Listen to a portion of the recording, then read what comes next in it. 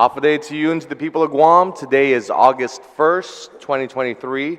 This oversight hearing will be conducted by myself, Senator William A. Parkinson, Chairman of the Committee on Fire, Agriculture, Power, and Energy Utilities, Public Transit, Unemployment Insurance, and Universal Health Insurance. This hearing is called to order, and the time is now 5:50 p.m. For the record and to comply with the open government law, notice of this hearing was disseminated via email to all senators and local media outlets on Monday, July 24th, 2023. And the second notice was also shared to all senators and local media on Friday, July 28th, 2023. Notice of this hearing was also posted available on the Guam Legislature's website and the Government of Guam Public Notice portal. This oversight hearing is called upon GPA to address the items on our agenda relative to the following. 1. Standby generators for water wells and resiliency of infrastructure. 2. Status on new solar and power generation. 3. Transmission line and substation recovery and resiliency. And 4. Load shedding and power outages. Now I'd like to welcome my colleagues who are joining us today. To my left, I have Senator Roy Kanata, and to my right, I have Senator Jesse Lujan. Thank you for coming. The rules of conduct of this oversight hearing shall be as follows. When you speak, please make sure that the microphone is on and state your name and title for record-keeping purposes. Panel members are asked to remain in the room for questions or additional testimony as may be desired by members of the committee. Questions and testimony shall be confined to the substantive nature of the agenda. Personal infringement as to the character or motive of any senator or any individuals testifying is not permitted. Individuals who fail to abide by these rules will be restricted from participating and will be escorted and removed from the room. And right now, I will start with my opening remarks. Ladies and gentlemen, esteemed colleagues and concerned citizens, I stand before you today as we convene this critical legislative oversight hearing in the aftermath of Typhoon Mawar that wreaked havoc on our island, plunging every village into darkness due to the loss of power. As representatives entrusted with the well-being and safety of our constituents, it is our duty to examine the root cause of this power outage and its impact on the lives of our citizens and livelihoods. Typhoon Mawar exposed vulnerabilities in our power infrastructure, leaving us with no choice but to confront the reality of our current preparedness and response mechanisms. The catastrophic loss of electricity not only disrupted daily life, but also jeopardized emergency services, healthcare facilities, communication networks, and essential public utilities, endangering the lives and safety of our citizens in their most vulnerable moments. During this oversight hearing, we must address these pressing questions and hold those responsible accountable. What were the contributing factors that led to the widespread power and water outage during the typhoon? Was our power grid adequately equipped to withstand the forces of nature, or did it succumb to preventable weaknesses? Did our disaster management and contingency plans fall short in ensuring the swift restoration of power to our communities? Moreover, did we adequately communicate with our citizens to provide them with essential information and resources during the crisis? We must come together across party lines to conduct a thorough and impartial investigation into the chain of events leading to this devastating power loss. It is essential to analyze and learn from these shortcomings to develop comprehensive legislation and policies that bolster our island's resilience to future natural disasters. The lessons we derive from this inquiry will not only shape our response to similar challenges, but also pave the way for a stronger, more resilient future. Our commitment must extend beyond merely identifying areas for improvement. We owe it to our constituents to take concrete action, allocate necessary resources, and engage in strategic planning to fortify our power infrastructure against future typhoons. It is our solemn responsibility to ensure that every citizen can have confidence in the stability and reliability of their energy supply, even in the face of nature's most formidable forces. In the spirit of collaboration, let us unite in our pursuit of solutions, fostering partnerships with experts, stakeholders, and our local communities to build a more resilient and sustainable power infrastructure. The collective power of our wisdom, determination, and actions will serve as a beacon of hope for our constituents, assuring them that we are committing to creating a brighter, safer, and more secure future for all. I look forward to the testimony from GPA on their typhoon response, recovery, and resiliency. General Manager, Mr. Beneventi, if you would like to present, the floor is yours. Please introduce yourself and anyone that would be testifying.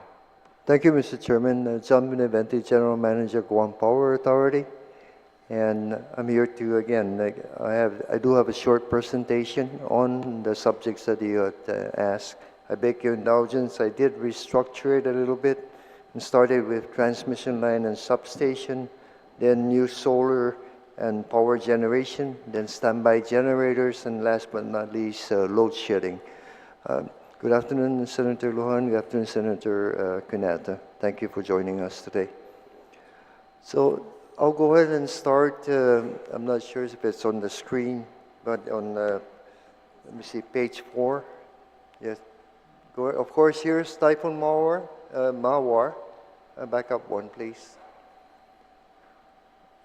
Back up one more. As could be seen, was one heck of a storm with a lot of water. It took over 12 hours to pass the island of Guam, and it was like a water blaster to the whole island. So, it's one can expect what happened to our infrastructure. We received Typhoon Mawar, and of course, I'm very happy to say, and I'll show today, that the recovery after 150 mile per hour wind was really excellent for the infrastructure that was in place and for the employees in going through this. But again, that's not the end game. The end game is how do we make it even better? Well, I do have some recommendations. Whether we can afford it or not, that's a different story. But at least we're going to work towards that recommendation as such. So the next page, again, we're going to start with the transmission and substation. Sorry to interrupt you, sir. Just before we continue, I just want to recognize my colleague, Speaker Teresa Lahi. Thank you for coming. The next, good afternoon, Speaker. Good afternoon.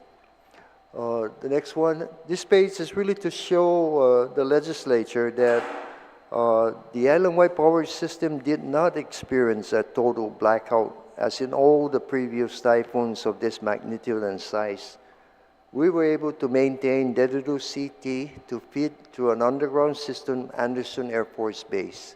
Anderson Air Force Base has 7 megawatt of load throughout and really has not lost power to that facility since 2012, which is about 2012-2013, which was the last time that we had an island-wide blackout. So again, that's one key important thing here, because by doing that, we were able to have a jump start on recovery. Because through the underground systems that went from Dededo CT up to Anderson, it went down to Pinigajan, then down to Harmon substation. And we were headed to the hospital. But as a result, there was some failure right there in that substation, and we couldn't get to it until after the storm. But immediately after we got through the storm, we were able to put Guam Memorial Hospital, most of Tumun Bay, Guam Regional Medical Center on the line, actually later that evening. No? So the key here is really, and as could be seen, in about 7 to 8 days, we almost had 50% of the load that was there before the storm really hit us.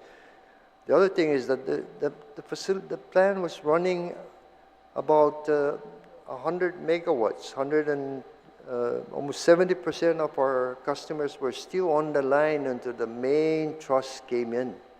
That was already over 100 mile per hour winds that we were experiencing, and we had 70% of our customers still on. After that, That's typhoon malware. That's what happened. And I have some thoughts and recommendations that I do need the assistance of the legislature to help me with, no? If we want to make an improvement on some of these issues. Next. The next page actually is just to show you our recovery.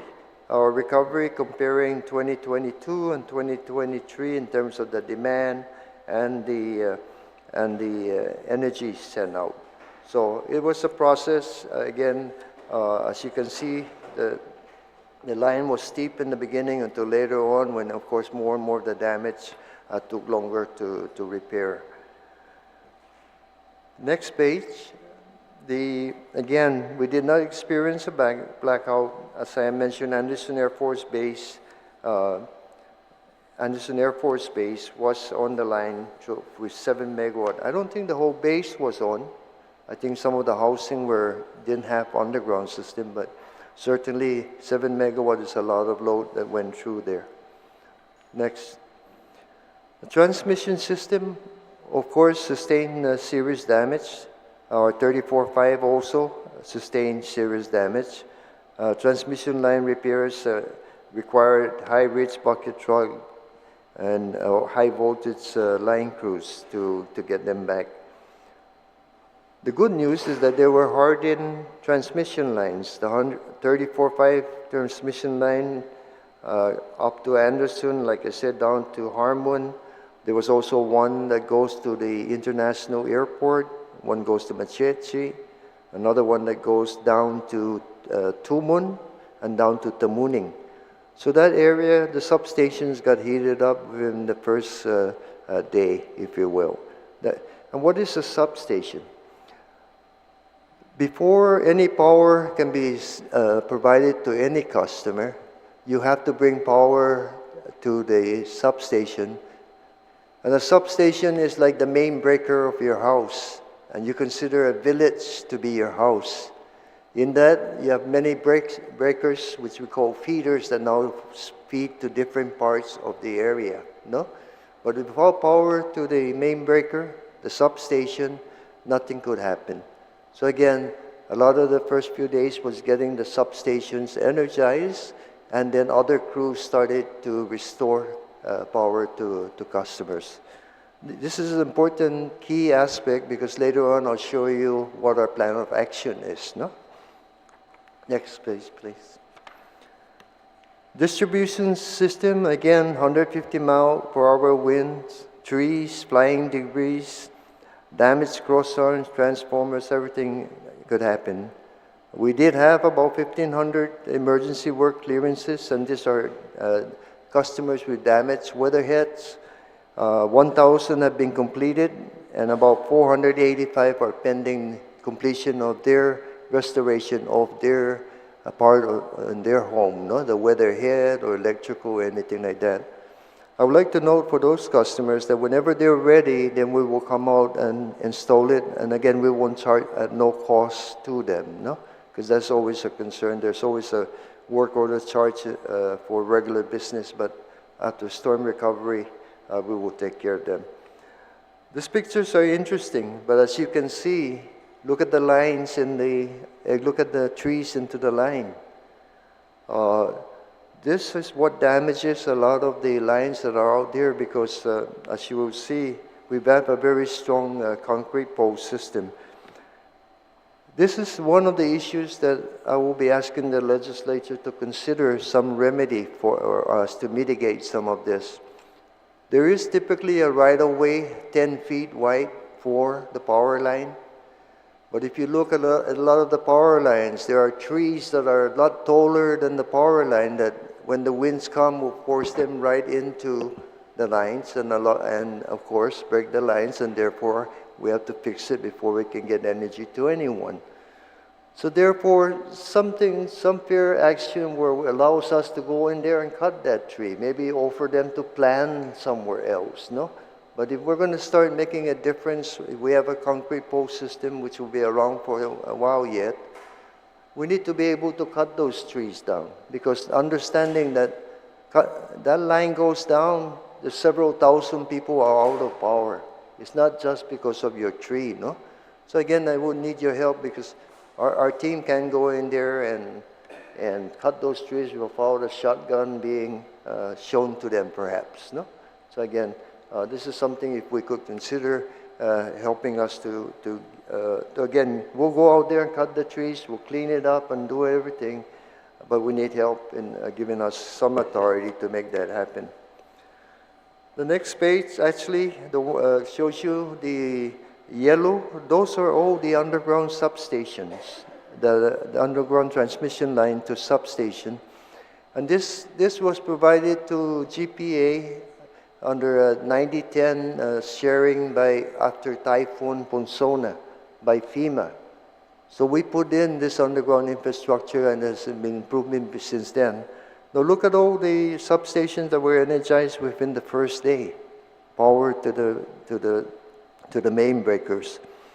The following days is how long it took us to get to the other substation. We have 29 substations on the island to service our 52,000 customers. No? As you can even see, Navy O'Rourke, a critical customer, we didn't get to them until May 30, about 5 days later. So they themselves are considering underground substation transmissions line at this point. I think it's Typhoon Mawar has made a point about how the infrastructure, not only outside of the base, but even inside the base, has to be upgraded.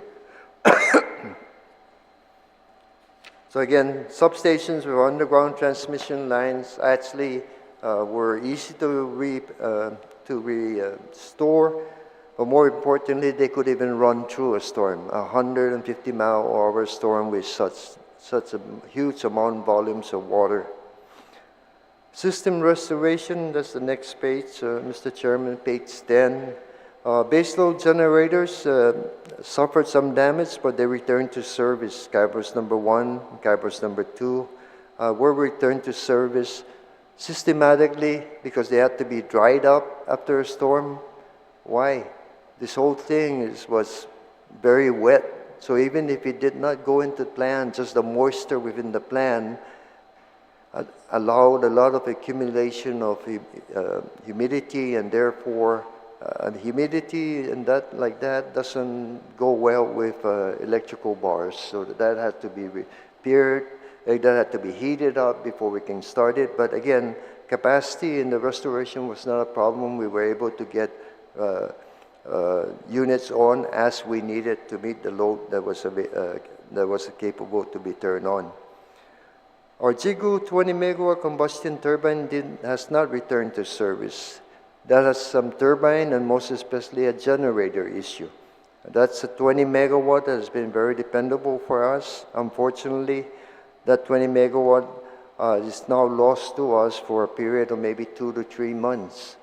We have taken out the rotor of the generator and we're going to ship it to Texas so it can be repaired and bring it back and then restore it.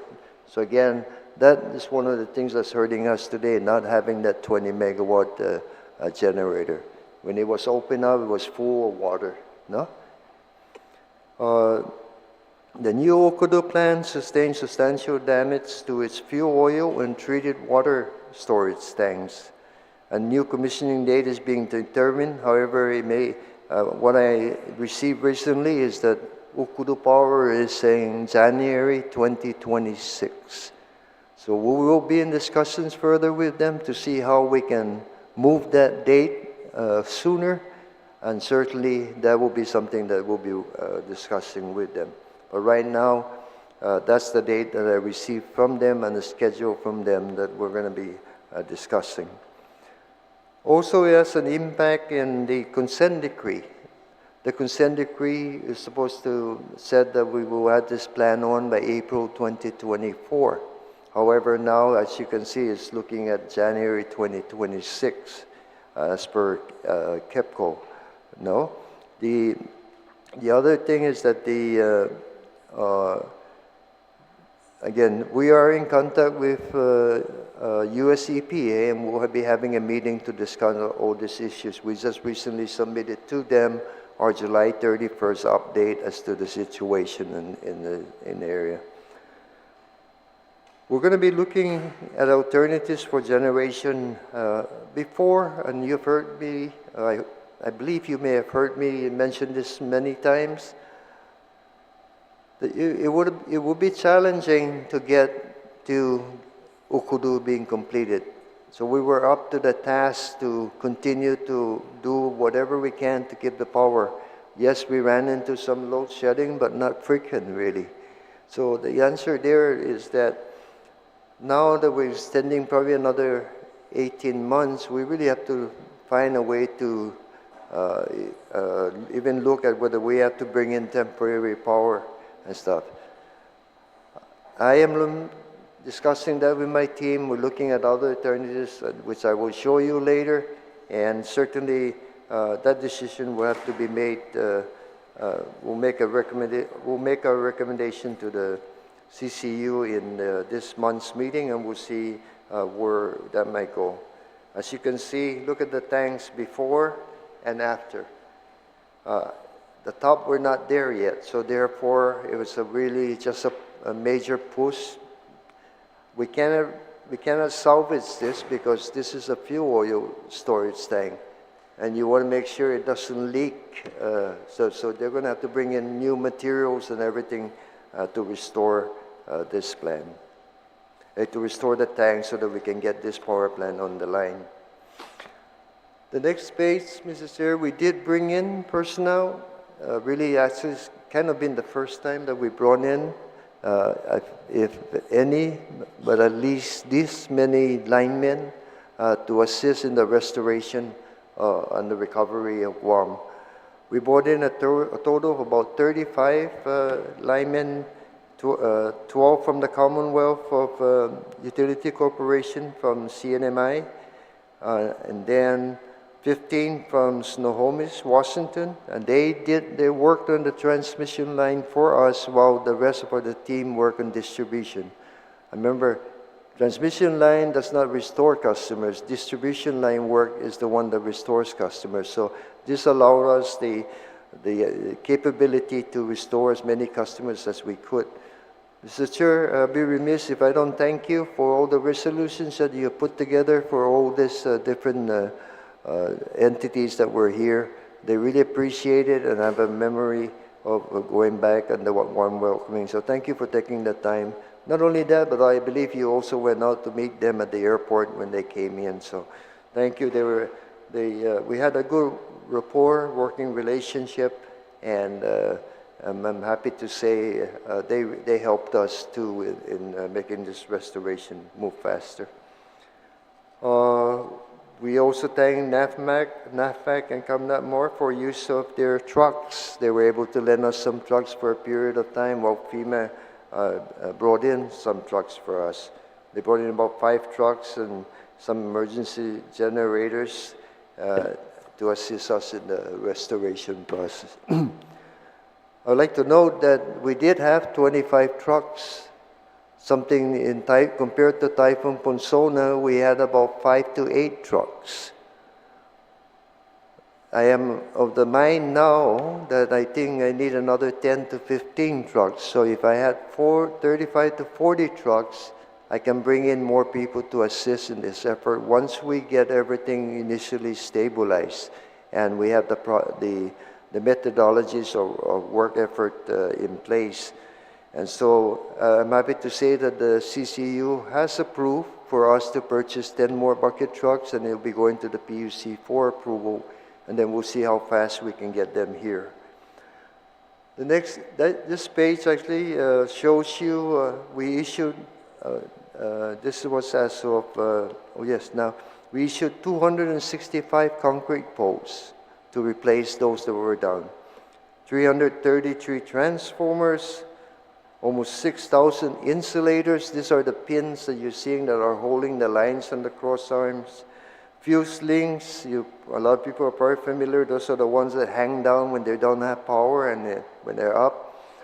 Or 5,000 of those. 348,000 feet of wire. So this tells you the magnitude of work that had to be done to get the system, because a lot of our customers may look and say, oh, everything is fine, no? However, it really takes the eye of the lineman, and sometimes even that it eludes us, like what they call lightning arresters. They look good, but then when you turn it on, after a little while, it will break and it will ground out, and therefore power will go out to that customer. So again, we have $15 million of inventory. Back in Ponsona, we hardly had any. We had to fly in with the big Antonov that was available at the time.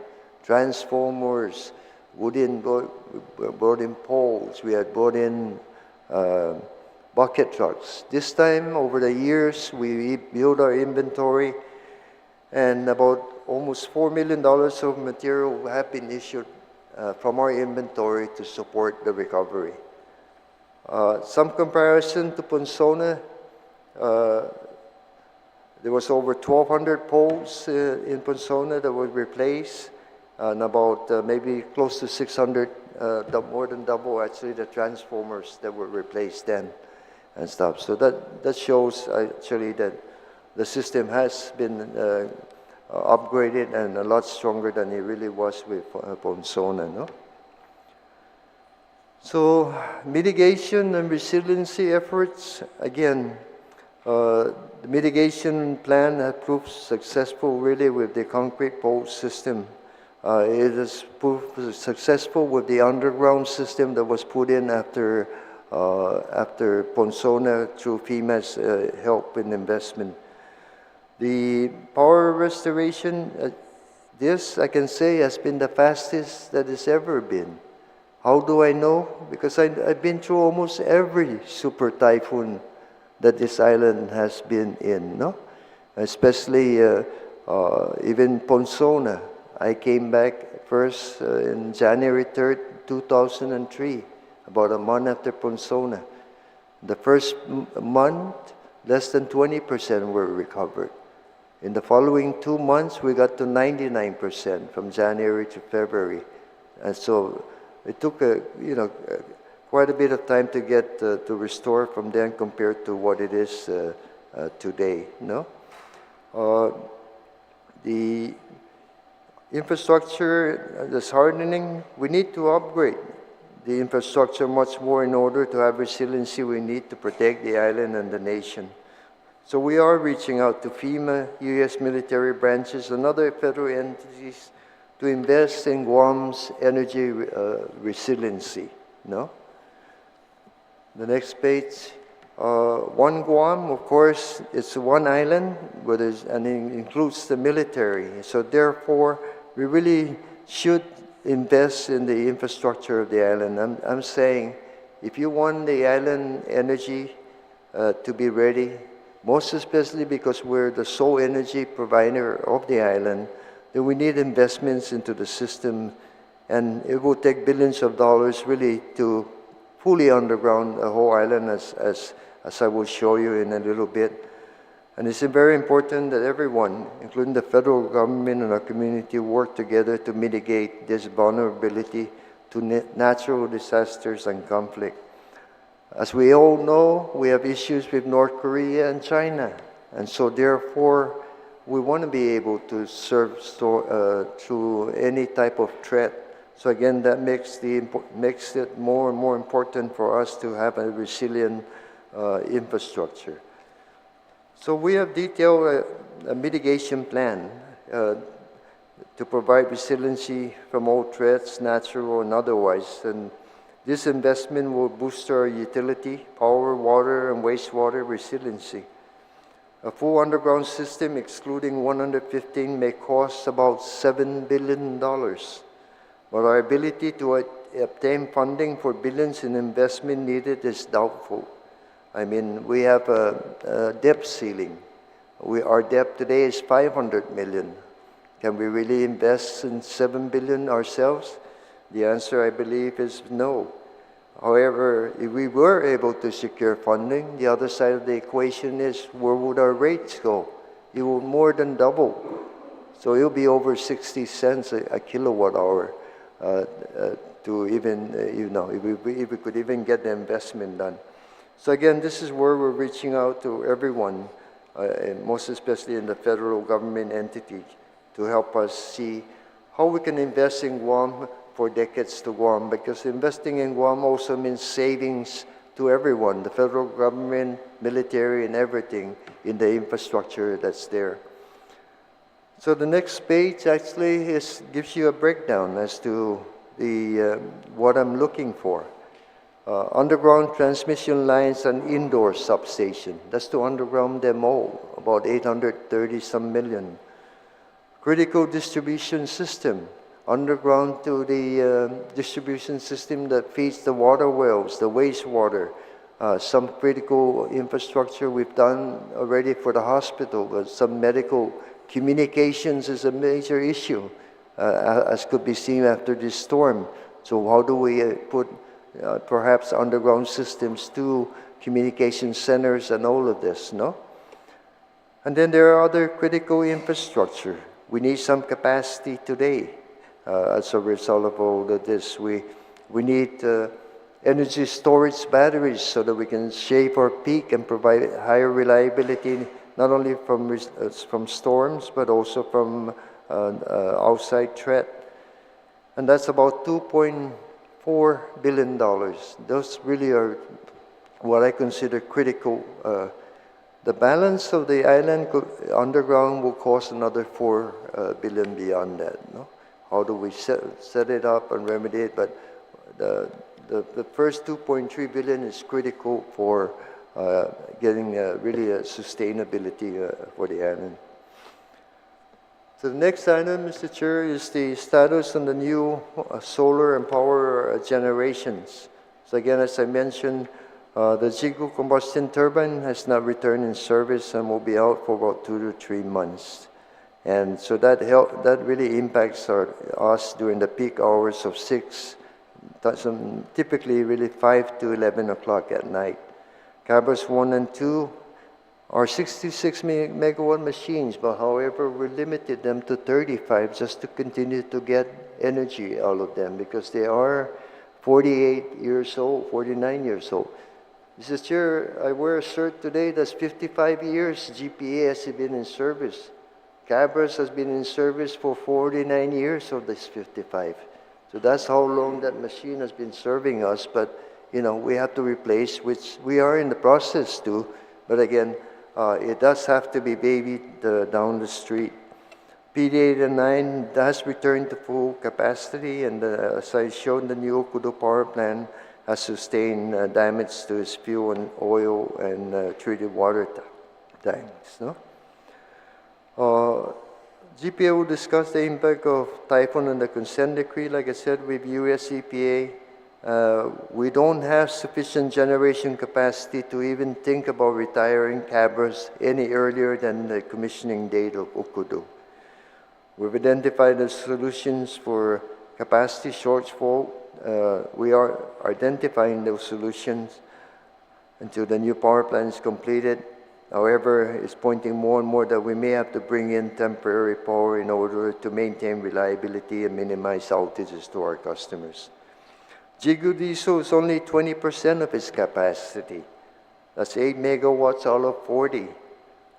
We have been attempting to contract a performance management contractor to assist in the maintenance and overhaul of this plant units, but have been unsuccessful due to unending procurement protests.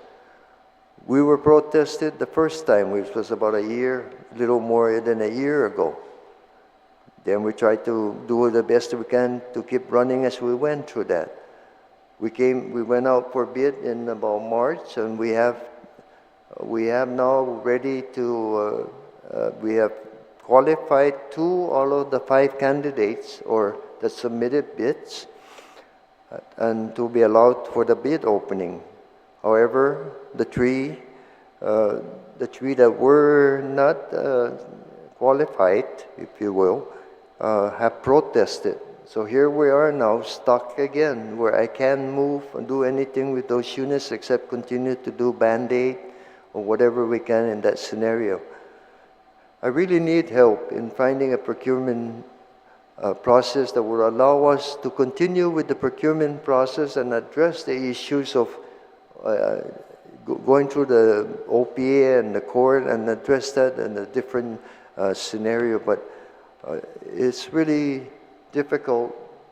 And as you can see today, the load shedding that's occurred is a real impact to our customers by not having, by us really having a very unfair, I like to say unfair situation where we can't even service our customer because vendors believe that they can take us, and I like to say, in my opinion, game us down at any time and hold the procurement of this particular. So this is not the first time, this is the second time of a critical power plant that I need that would have been helping us today. So those are two items already, Mr. Chair, that I'm asking if we can see, if we can help us find a way to mitigate. So again, consent decree, the capacity of JIGO, we plan to find a way to make that happen with your help, please. And again, the loss of JIGO, the JIGO 20 megawatt and the 30 megawatt from JIGO diesel has stretched our reserves, again, necessitating load shedding during peak hours, between the hours actually of from 5 to 11. I believe I've gone through this construction. There's more. Those are the pictures, Mr. Chair, of the tanks. I think I'm convinced that really there are serious damage occur. Next, second to page. So I'd like to go to the standby water generators for the water wells. And actually, it's not only the water wells, but all the wastewater facilities on the island. So really, right now, there is a total of 220, but actually 240, but 220 active scenarios of standby generators. We call it water system diesel. Before Mawar, 88% of them were available. After Mawar, it dropped to 78, and then as of today, it's about 84%. Some of the generator out of service even before pre-Mawar they were wells not in service. They're out. About several of them have to be salvaged and again replaced. And then we also had generator problems and engine problems. That was a work in process. We also understood that in 2020 we have to begin the process of changing out this standby generators that we have. And again, part of that is because they are also 30 years old. And so therefore we had a plan to begin to replace so many of this. Unfortunately, what has happened since then, we had COVID. And then after COVID, the Ukraine war, and what has happened, no excuse, Mr. Chairman, but what did GPA do? GPA uses working capital and its cash to support the rates of our customers to keep it as low as possible during these very difficult times. Those part of the monies are capital investment funds that we have. So therefore, we are recovering them now, and therefore we will be putting in the investment, whatever we can, into this system. Here's a particular generator. If you look what it says high mark, that's how high the water got during the storm. This is up in JIGO and stuff. So again, some have to be relocated, something has to be done. Some of the generators don't have typhoon-proof buildings in them. Some of them only have a couple days or 3 days of fuel supply. So those are things that we have to address to make provide longer periods of time for fuel supply and all of that. And again, there are some of them, not all of them, because the original 140 some that was put in way back in the early 90s did have capacity for, if I remember correctly, it's a minimum of 7 days of operation. No? Next page shows you we activated the generators on May 22nd, and again we continued to service them until May 24 when Manmore started coming to the closest ports and our crews had to secure, and then we started reactivating them on the 25th. And again, with generators, there's refueling, service parts, and again, with such a Manmore's being such a wet typhoon, of course, all your electrical components of the generators starts to be impacted by all of this. Our assessment is that about 50% of the generators that went down from Typhoon Mawar will be returned to service and are pending parts or service work. We will have a more complete report that will be completed by late August on the whole standby generator system, including other recommendations that we want to do with the system, no? And how much it might cost. We also would have a detailed damage report on all of this because, again, we do seek reimbursement of all of this from FEMA. No? Load shedding, typically between 5 p.m. and 11 p.m. This graph, this chart shows you what our load is. So the top of everything there, that's what customers are demanding. That's what we call it, demand. As you can see, the solar plant, the 25 megawatt and the 60 megawatt generate power during the daytime. But what happens in the evening, there's no solar. And so therefore, when we have limited capacity, in this case about 200, load shedding occurs in the red line, above the red line. So that's the period of 5 to 11. So really, that's what to expect moving forward. The solar that utility scale solar, plus the conventional unit, has allowed us to continue services through the daytime, has allowed us to service other units that be necessary in the daytime. But when it comes to peak, we're trying to race by peak time. We don't have the adequate reserve like we don't, most especially this past several days. The next page actually gives you an idea of what happened on July 31st. Our capacity went down to 189. We had 2 combustion turbines that failed and we needed some repair. And this is in addition to the Cabras number 2 having a tube leak. So therefore, if you look at the peak time, we were short close to 30 megawatts. That's the green line that has the axis on the right side. And then after we start getting those machines back, that load, if you look at the green line, is so short about 10 megawatts. So this is where your 1 hour outages and this is where your 2 hour outages occur. And if you look at the last one in the bottom, we have 217, which is close to what it is today. I believe today is about 211 and stuff.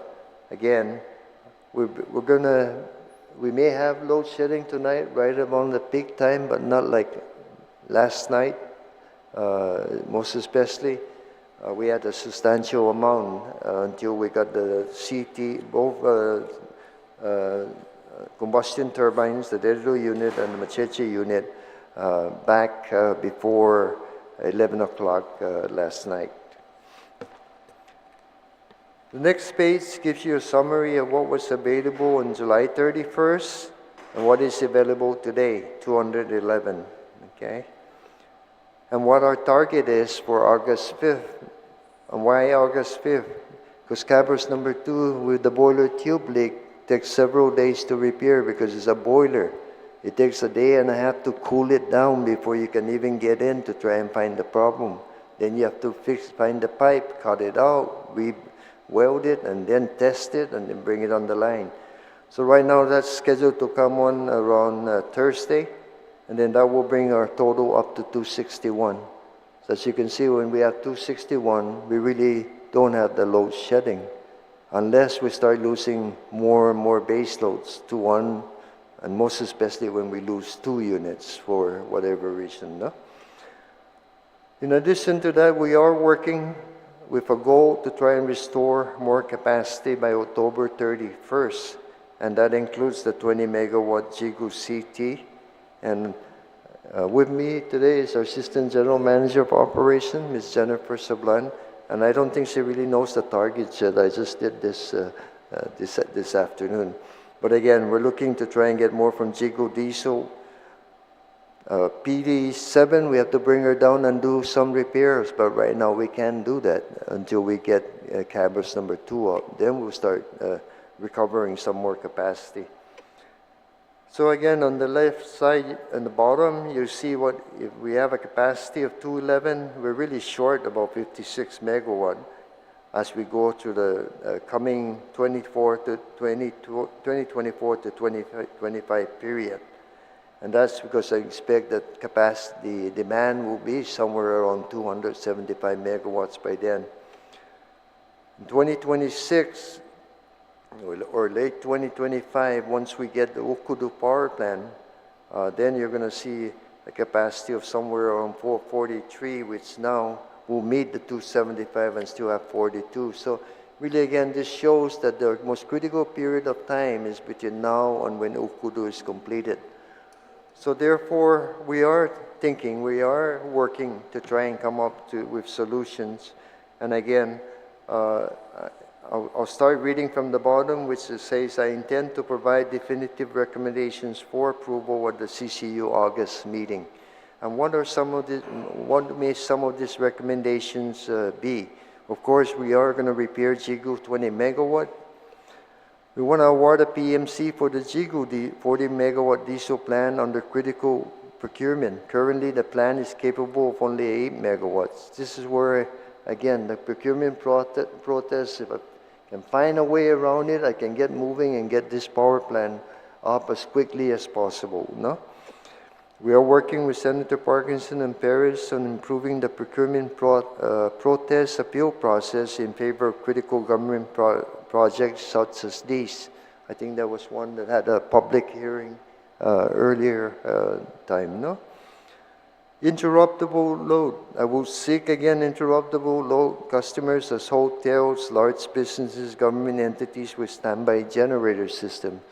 Unfortunately, the last time I did this last year, very few takers, if you will, because their generator systems actually had issues in themselves. No? I'll see after whether anything has changed, but I will reach out again to them.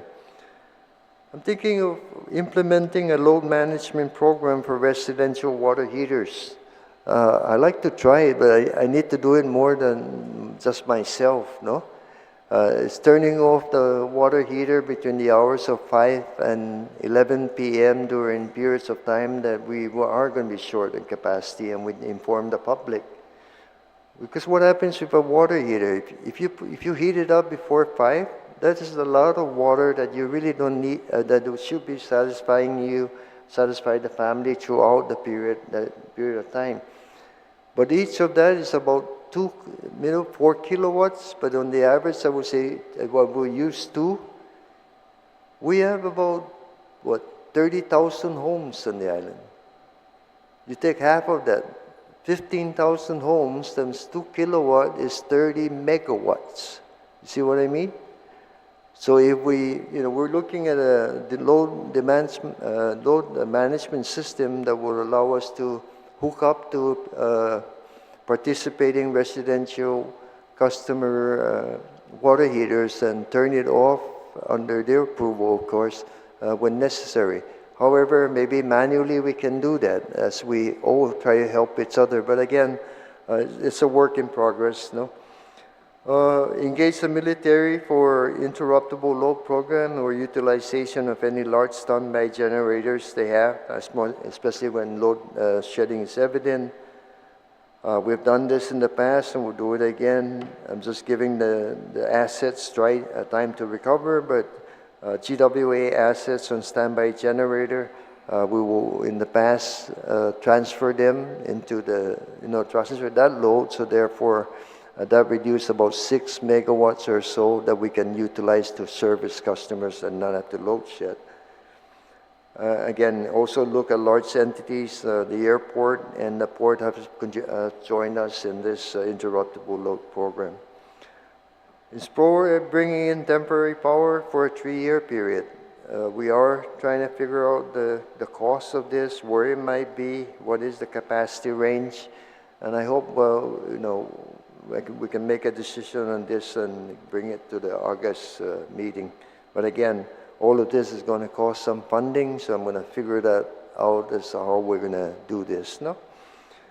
And again, explore having utility scale contracts, add energy storage batteries to shave peak.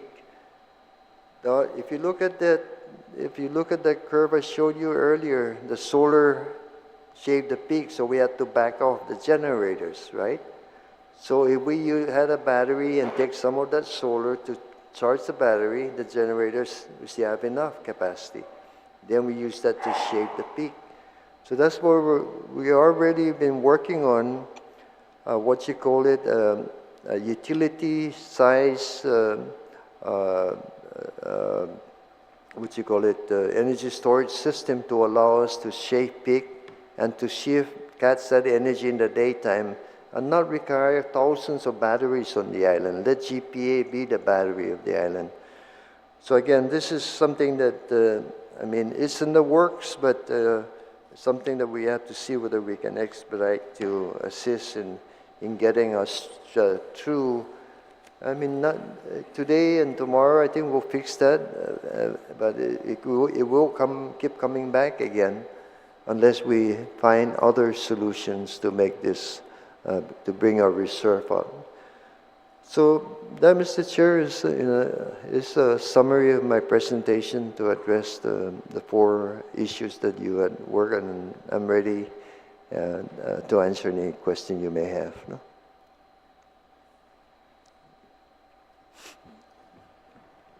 All right, thank you for that presentation, sir. At this time, we will now open up the floor to my colleagues to ask questions if they have any. I will start with Speaker Terlahi. Please ask as many questions as you like, ma'am. Thank you, Mr. Chair. Thank you, Mr. Benavente, for your presentation, and for all of you at GPA who I know worked hard to prepare this. It's thorough. I have a few questions, though, so I'm going to start with the emergency water well and wastewater charges and the generators. So you reported that there's a total of 220 generators, and you talked about how many were operational or out of service prior to the MOWAR, and then after MOWAR, and then today. Mm-hmm. But is this 220 total generators the amount that is necessary, that is supposed to be to service all of the required areas? There's about 240, but 220 are the ones that are I believe we see necessary at this time. GWA is putting on more wells or restoring more wells, so we'll be working with them to address any more than that. So, but right now it's supposed to be 240? We had 240, but right now 220 is operating. And yeah. 220. So I'm asking how many are not even present or operating that are not listed here? 20 more? Yeah. Oops, sorry. Okay. And then the other. Let me get to that page. All right. So about a total of about 240. All of as of today, 184 of those 220 are operational, no, and 36 generators are out of service, and some of them, 26 of those have been out of service since before the storm. Yes. For all the various reasons, and all of the 10 remaining. That's what I was mentioning. About 5 will be able to come back. The other 5 has to be replaced, no. All right, yeah, that's what I want to talk about a little bit. And so GPA collects this emergency water well and wastewater charge since after one of the typhoons, the legislature mandated that that was going to be done by GPA. They were going to take care of making sure that all of these water wells and have power. And this started in 1994, right? So I was checking the money that is collected under this charge. Do you know how much has been collected since it began? I don't have that figure, Madam Speaker, but I would want to note that that amount of money was not a dedicated amount for specifically just for standby. It was addressed in a rate filing, and then it was included as part of the overall base rate. So it's not a dedicated amount, but I can give you a copy of that. What we spend. Okay, yeah, I'd like to, but how much have you collected? Because it's a special collection, right? No, it's not a special collection. We collect it from the bills, but it's And then you still keep it in part- your operations fund? Yeah, it's for all the operations. It's not a Right. dedicated. But how much, Yeah, according to that authority, was collected?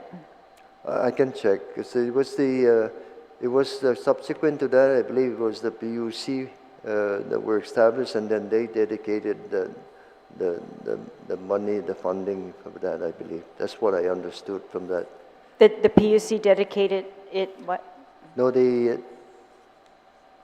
have a surcharge there. But Yes, it's they really- approved the yeah, surcharge. right, which is still a part of the overall base rates, but the surcharge is not like typical self-insurance fund. You collect a surcharge, but it goes to that fund, and it's a lockbox that only PUC or self can only be triggered under certain conditions. All right, I know, but I wanted to know how much was collected pursuant to that I can get surcharge that. authority. You can get Yeah, it for you. because if it's, I found an article from like 2018 where they were discussing this. So the PUC doesn't monitor it, so there are no records really of how much, I can't find. But in this article in 2018, it estimated about 2.7 a year is collected back then.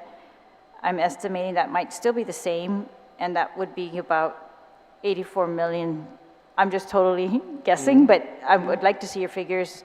If it's about 84 million since this was implemented, and the article at that time talked about the money was not spent, as you said, to operate and maintain those emergency generators. It was folded into GPA's main, all its operations fund.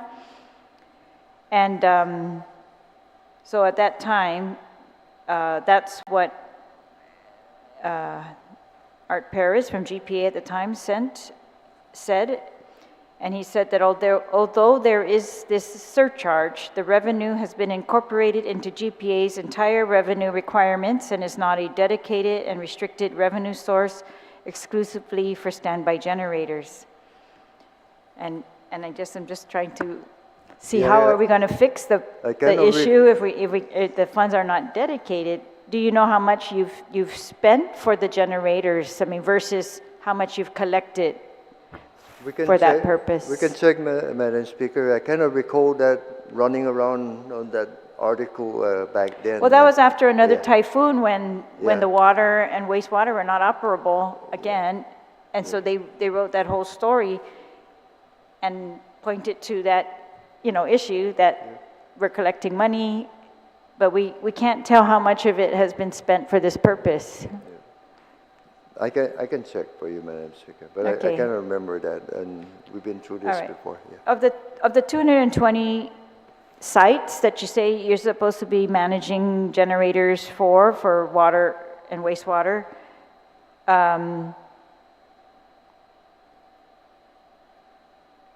there are about 20 more than this that don't have any generator at all, operational or not operational, right? That have never had.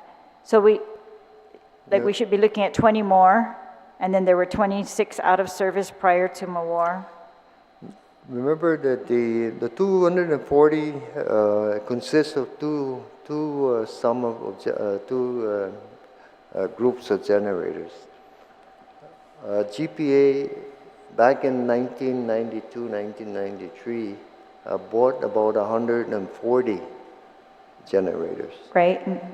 And that's under a bond, no?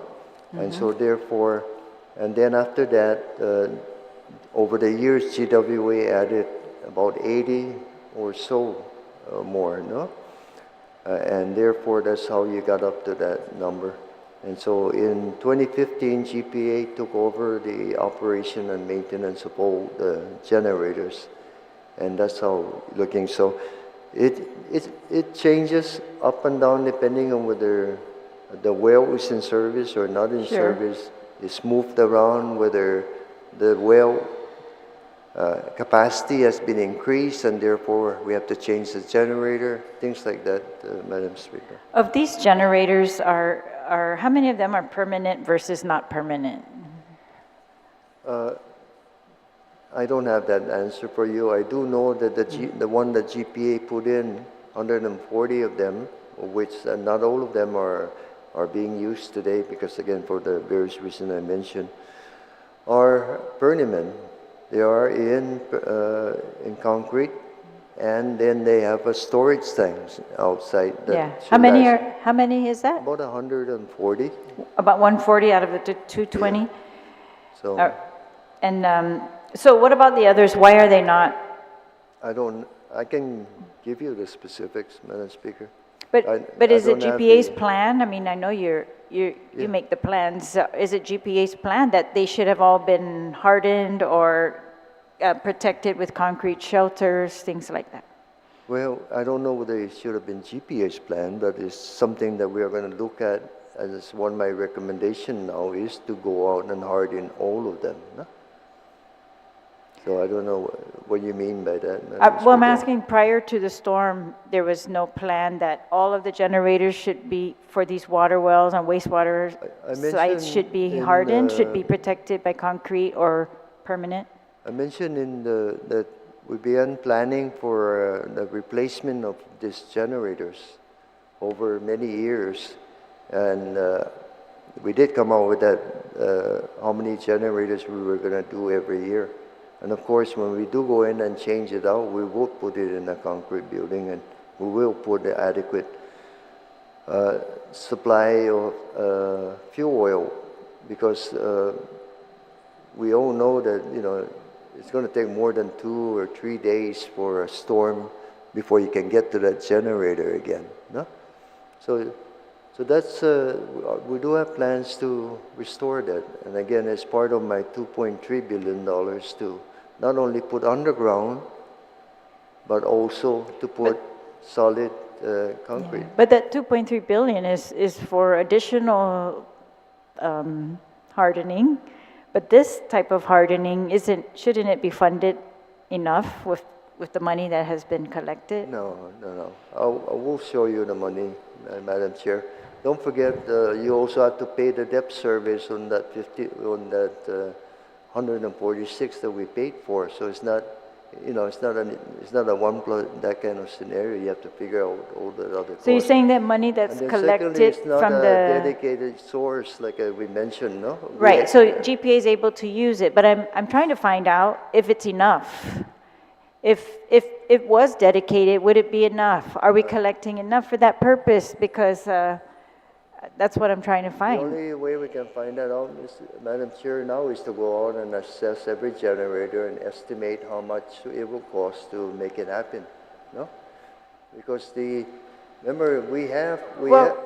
Okay, so of the 26 that were out of service pre-typhoon, I mean, I'm just trying to find out why. So if the money that was being collected from the ratepayers for these wastewater and water wells generators was not enough, or whether it was spent on something else and just not prioritized. That's what I'm trying to find out, because there were 26 out of service even before the typhoon.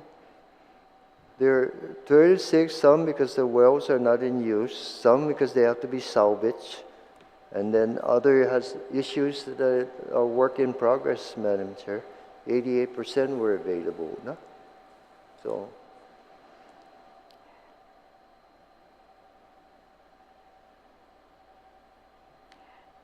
I know you make it sound like it's not a problem that we know prior to the storm that there's 26 out of service and that's okay.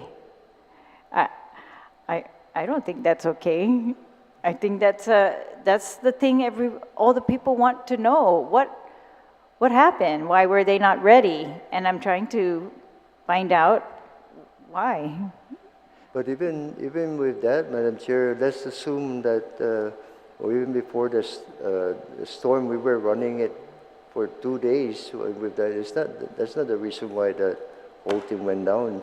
More generators went down after the storm. Of course. Yeah. And then, therefore, you have That's to why go I'm back asking and about the repair. hardening So as well. Not all of these generators were covered or put into concrete. Not all of these generators, you said, had enough fuel. Not all of these generators were even working. And I just want to find out, we're collecting money supposedly for water well and wastewater charges, and I just want to find out how much we're collecting and how much we're spending on actual water wells generation and protecting them from storms. That was the whole purpose. That's why. I mean, I read the history of it, and it's very clear. It was enacted after a storm, another storm, and they enacted that and made sure when they borrowed that was going to be one of the purposes, because they want the water wells. do you recall, Madam Speaker, what the percentages were after that first storm? That storm that you're mentioning? I can look it up. Percentages, I don't. It was very low. Of course, now you're improved. That's correct, It's Madam improved. I'm not Speaker. denying it's Now- not now improved. you're I'm at- only asking if we can improve it more. Now you're at 88%, and yes, we could improve it more. We will improve it more. But again, improvement over time, no? So, yes, Madam Speaker, and then I will get you the numbers. It's not All a right. problem, because I think I went through this back then again, and it's okay. Right. Well, I that's can- why it's surprising, I think, No. if everybody remembers that they added on a new charge specifically to make sure that won't happen again. And then we're admitting that we have 26 generators that were not in service. No, That- I that- don't want to, it's it's not not, very I'm not arguing, specific. I'm just saying, Yeah. it looks clear that we can improve there. It looks clear that we're still charging. We haven't stopped charging for that. And I just want to check why that is then. I'm going to move on to the next question, is about, it's about the Liac. So we received the reports from GPA here at the legislature, right? So we put it up on our messages and communications for everyone. So these reports look like they go up until March 2023, 6 months.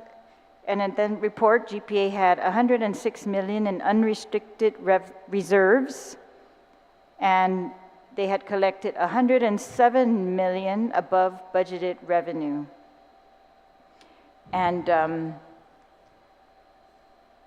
regards to COVID, so in 2020, you lowered the Liac, and then twice, right, because of COVID. And then in 2020 to 2021, that the certain rate was just extended, so it wasn't raised. And then, long story short, but at the end, well, at the max, at the August 2022, the Liac under-recovered rate was 47 million. So you had reported this, I remember this. And then, but just want to know, so since then, the rates went up, but the Liac part, but the, I don't think they were sufficient to cover, of course, the under-recovered levels, right? And you're doing that gradually. But you continue to operate normally without that Liac being charged. And I wanted to find out, what cash did you use to do that? Is that this, these uncollected revenues above the budgeted revenue? So we had cash, no, that we built up over time, and part of that cash was also for build up as required by the debt service coverage, no, from the bonds, right? The reserve? So the reserve and then the over... Wait, I'm not a CFO, but I will attempt to answer your question, no, Madam Speaker.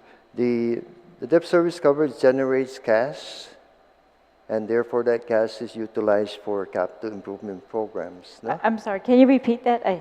And therefore that cash is utilized for capital improvement programs. But the cash from where? From what generated the cash?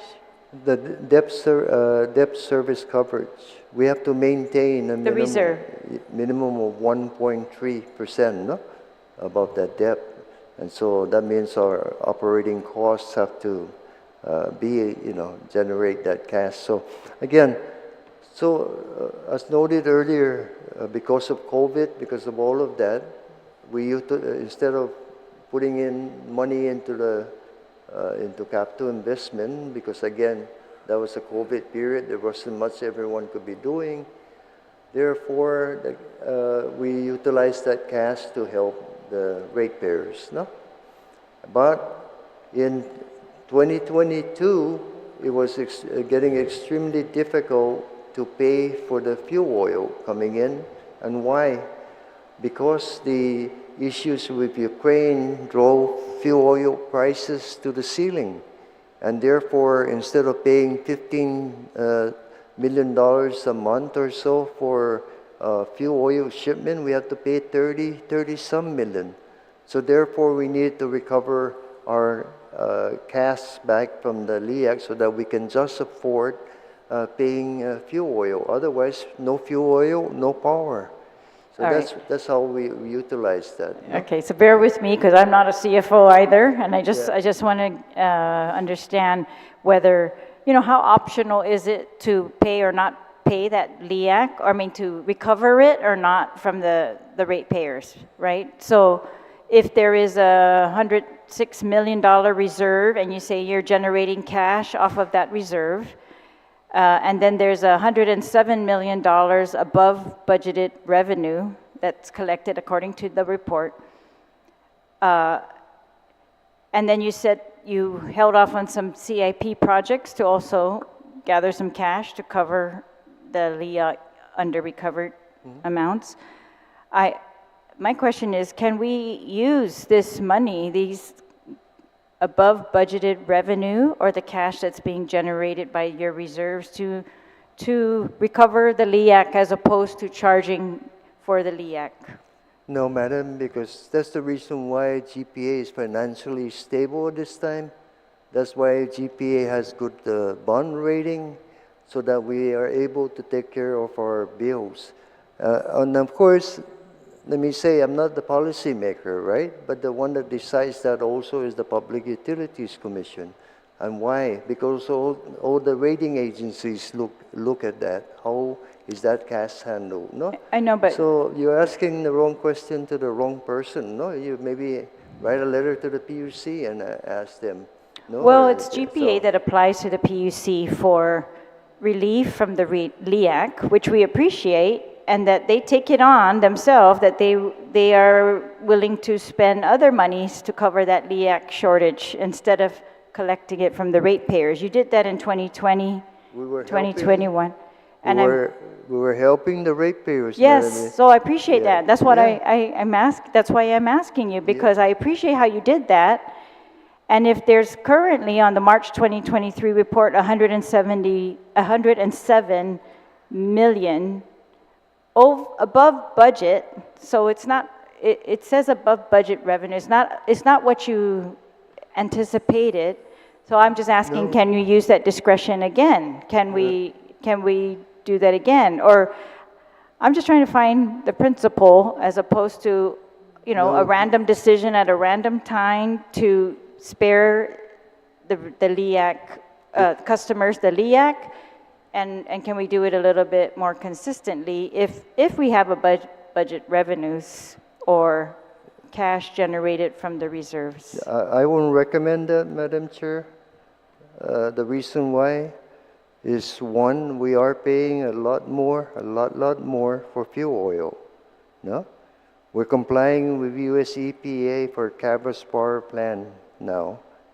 Burning 0.2% sulfur is costing about $128, $130 a barrel.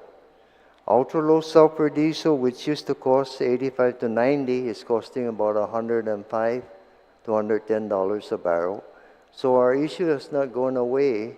And if the prices jump even further up, then therefore not having the cash in our reserves will lead us to emergency trying to get Liac up and make that happen. No, that's why we have all the working capital to be able to afford our fuel, to be able to afford our payment to our vendors. Right, and but not all be of that is able- budgeted, right? No. There's a budget. That 106 million is not over generation for 1 year. That's an accumulation over time of from our investment. Right, but from the- it's there now. And so Well, it's unbudgeted, and it seems like there is No, Madam a Chair. potential to use it on anything you desire. And I'm asking if I you don't- used it before on Liac, can we use it again on Liac while the Liac's I would going like up? to note that remember we went up to 31 cents a kilowatt hour. Mm-hmm. And then we said we was going to go to 25, right? Mm-hmm. And then we worked it down, the PUC got it down to 23. And then depending on what happens between now and January next year, if the oil prices go down, then that number will go down. But right now, if you look at the market, it's starting to go up again. So we have to be prepared to be able to pay for fuel oil. We have to pay our debts. We have to make sure that otherwise we run the risk of... You we're not- are we don't- prepared. You have prepared. That's you are very well prepared. You've planned in advance these things, and I'm Well, just asking we- if this. We would like to leave it that way, Yeah, Madam and Chair. if this I know, but I'm just asking about the timing. So sometimes you say it's okay to spend the money and reduce the ratepayers, burden of the Liac, and now you're telling me you can't do it now while you have 107 million over budget. I'm just asking about that. So if you could That's not just. how we're Yeah. budget, madam. Well, That's, in your March 23 report, it's Every year, surplus. how can I have another $106 million over budget when my budget for O&M is only 170 million? Do you see what I mean? That's a generation of cash over time, which was meant to do for CIP or committed to CIP, which is rolled through. So I think again, if these were committed, our that- days in cash, if you look at it now, and days in cash is dependent on how much it costs you for fuel oil. Our days in cash used to be as high as 180, but now it's somewhere below 90, I believe. So therefore, that, it's how many days in cash to sustain a day of operation and all of that. So All right, well, I'm just reading these from your reports. So on your reports, it says reserve funds held by GPA, 106 million. Those are the reserve funds. I think those are not restricted, but I understand you've always explained to us why you reserved that much, 106 million. And then you told us today you also are able to generate some cash off of that, and that's what we've been able to use sometimes. I think we better get the CFO, But there's another madam, line to, here of work the. on that. I'm sorry. There's another line for the unrestricted cash, cash equivalents, and revolving credit, 106 million. Again, this is another one. Revolving Or, credit. We had a revolving line of credit for the fuel oil, but I don't think we even have that anymore. Or it's This is the it's a line of March. credit. It's not a cash scenario. When we use it, we have to pay it. It's just so that it guarantees to the no, I'm sorry. to the fuel oil company that our money that we will be able to pay. So But when you, okay, but then you in your reports, you do your revenues actual versus projection, and that's where I'm getting the number. And I'm just asking you, I think this is what you use sometimes to help offset the Liac when you did it in 2020 and 2021. I don't know what you're showing me. It's the Ms. reports that you submit to us, March 2023. I don't have that, Madam It's called Chair. revenues, And actual I would versus suggest, projection. I think we'll be going back and forth like this, but I would suggest that I can have our CFO talk to yourself Sure. or whatever, no? But I I'm don't- just asking, what discretion do you use when to offset the Liac? We're using money from other sources, maybe from these sources, and if you're able to do it in 2020, 2021, and you have excess revenue now, surplus according to this, are we able to do that now? That's the question. The answer is, in my opinion, no. First of all, I don't do that. I recommend, and then my 5 commissioners agree or disagree. If they agree, then I go to the PUC, which is 7 more commissioners that agree or disagree on this. But right now, the situation has not changed very drastically compared to other in 2022, where before that, before when we got the Liac down, when we were providing, we were looking at 8 cents a kilowatt hour, as low as 8 cents. Then it went up to 15, and okay, we were trying to keep it down, kept on going up. Then finally, it had to be raised up to 31 because fuel oil prices kept climbing because of the Ukraine war. And that's still the situation there. It did come down, but so that when it did come down, we did change it from 31 cents to now 23 cents. And instead of continuing on for the next 2 or 3 months to recover back the whole money, we said, we'll recover this last portion over the next 6 years. So hopefully things drop and it'll be really good. But right now the difference is the oil we were paying back in 2020, in the COVID, when that changed, was way lower than what it is today. So therefore, the cash that we have to have in hand has to be more to be able to pay for the shipments today. So that's why I don't believe that they recommend. I agree. I'm not arguing about that. I understand you're saying it's increased a lot more, and I just don't know what the revenues, the actual revenues in excess of your projected revenues, what that can be spent for. So that's why I'm asking. If you get to spend that on anything you want, can we spend that to cover a little bit of that, like you said, the increased Liac costs since 2020?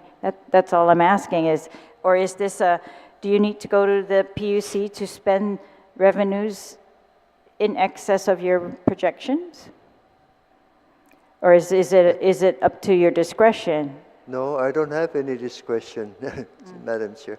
I do have a budget of about 170. Right, and when you collect and all more of than that, almost all of it is spent. And then even to get a CIP approved, I have to go to the CCU, then the PUC and there's a cap on my CIP, 25 million a year. Well, I'm agreeing But- with you, yeah. Mr. Benavente. I agree with you that the Liac rates have gone up. I think people are feeling it, and we appreciate all the times that you were able to reduce that. And I'm just asking if this is another one of those times based not on at this time, what Madam I'm Chair. seeing in your reports from March 23. If Yeah. it's changed, okay. If it's not enough, Yeah. that's okay too. I just like to find out. So I just want to know, if you have other plans for that money, or if this is a possibility. That's all. But Not thank you, at this Mr. time, Chair. Madam Chair. Maybe we need a generator more than that right now. Well, of course, I want to see So what's the accounting on that's- that as well. So that's what I'm thinking about, Madam. I'm not saying it will be, but I'm looking at how it's going to, whatever we're going to do, it's going to cost some money. So, but All right, so you'll be able to provide some type of accounting for that wastewater and wastewater charge versus expenditures for these generators? yeah, we'll get it to you, All right, Madam thank Chair. you. Thank you so much. Thank you, Mr. Chair. Thank you, Madam Speaker. I'll now like to open the floor up to my colleague Jesse Lujan. Please ask as many questions as you desire, sir. I'm not going to ask that much, but thank you very much, Mr. Chairman. Good Good evening. Good evening, Yeah. Senator. Let me just ask you, there was a while back, you contracted a private company to bring in additional generation, a mobile are you thinking of doing that again to help curtail this brownouts that we're having? That is what I'm looking at. I'm considering now, and I'm Okay. going to try and make if that's the way we're going to go after I discuss more with my team, we'll see how the CCMP will see. Yeah, if that happens, how soon can you get that on board? And I mean, is it readily available? Are there companies in Guam that's readily available, or they have to bring it on There island? probably are some out there. Probably the last one that we put in took us 3 to 4 months to put in. Okay. What I am concerned though is that because I don't have any, like situation where, okay, there's emergency procurement and blah, blah, blah. The protest is not, allows you because this is critical.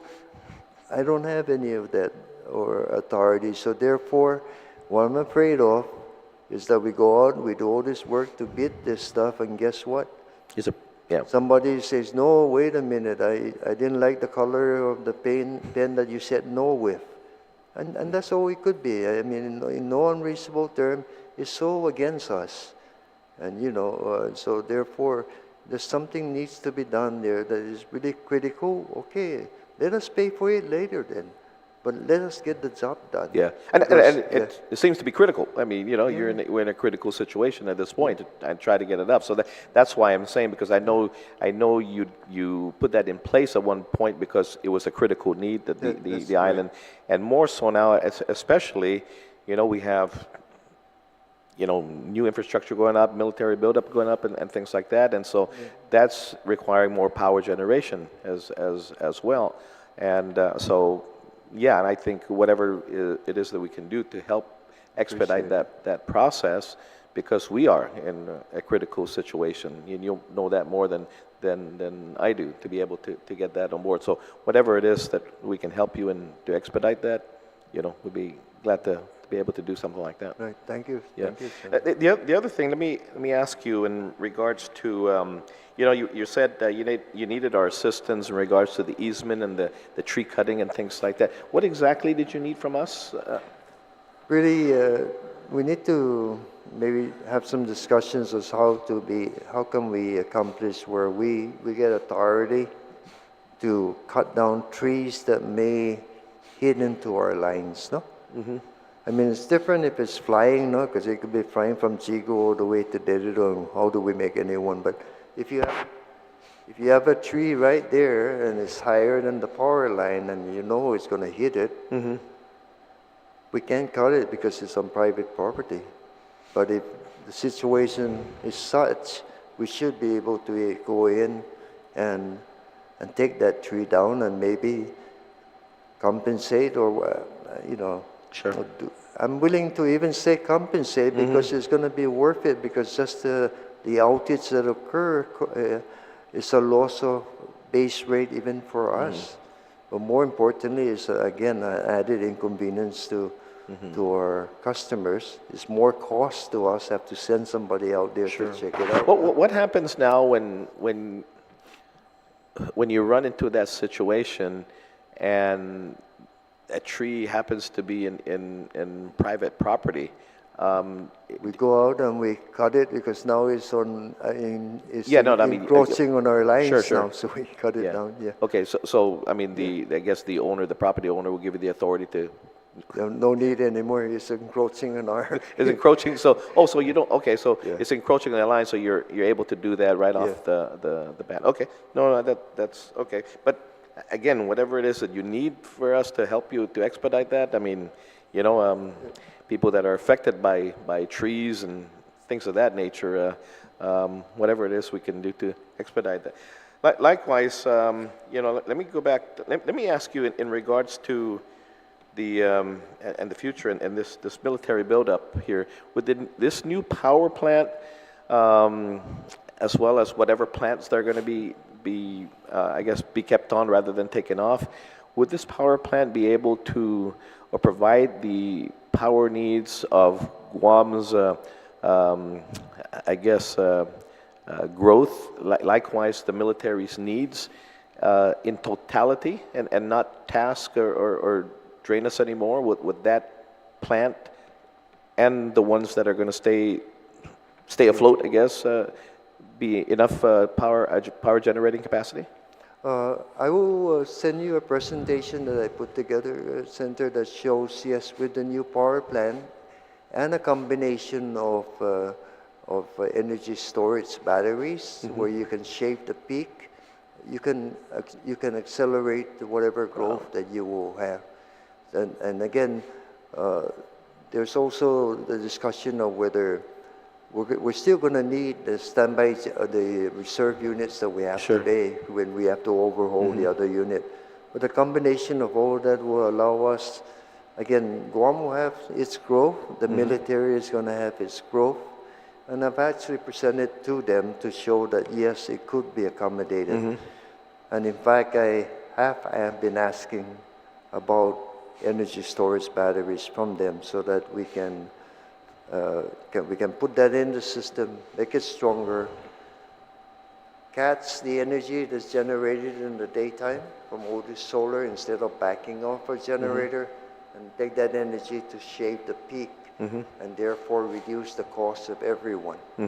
And if we were to get that under a grant, then therefore we will save money, but also even the military will save money, because 20%, if I had to borrow that, we had to borrow that money, they would have had to pay 20% of the debt.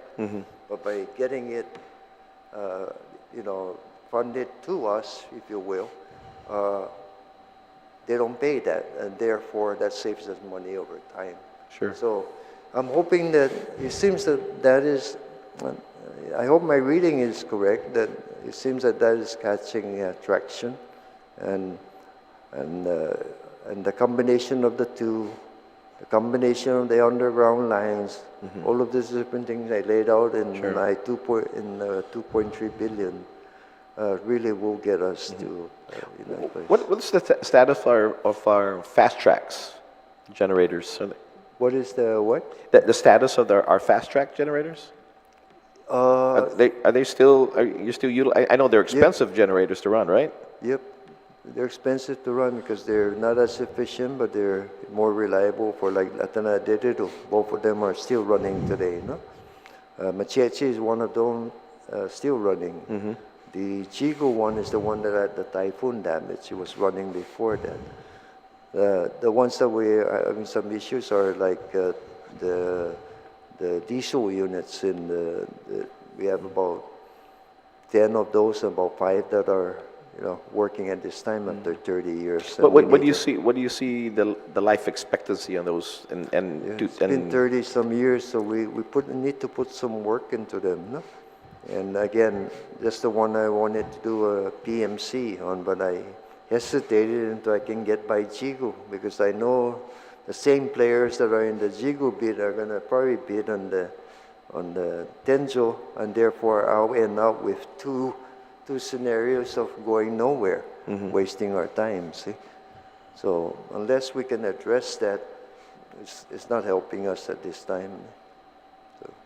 Yeah, I know the military gave us a briefing the other day in regards to the missile defense system, and I know they had mentioned, of course, that their missile sites are going to have some power generation, but they assured us that once they're working closely with the Guam Power Authority to ensure that there's enough capacity that I guess it won't drain the system and all that. But do you foresee, again, I mean, and I know regardless whether you have the capacity or not, they'll still have a standby to be able to I mean, that has to be operational at any time. But with, again, as my question is, with the new bases coming up and what power that's required of this missile defense system and all that, does our power, I mean, our total power generation that we have now and upcoming is sufficient for our not only natural growth, but this, because I don't think we can say the missile defense system has been a natural growth, but a necessity outside of the scope of the natural growth, right? Yep. Yeah. So, So the answer is yes, actually, and I've shown through the presentations, and it's all a combination of various things. No, the capacity of the conventional is going to be there. We're working on putting in more utility scale renewables. No, we're working to try and get from them energy storage batteries that will shape the peak.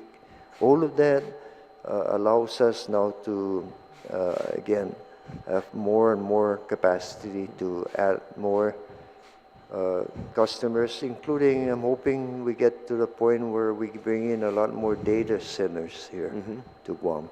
could we leverage? I mean, I know that the CCU and I were working on. I'm working closely with, of course, Simon in putting together a resolution to harden our infrastructure, power infrastructure, and all that.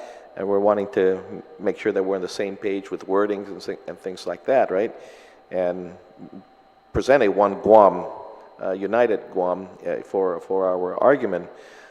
But in regards to the leveraging, can we at this point, again, I asked about the fast track and additional things that we need. Can we leverage the military's need for these power generation to maybe have them help to offset that payment? Say, hey, we need some new fast tracks. And, this is, the missile defense system is not a natural growth.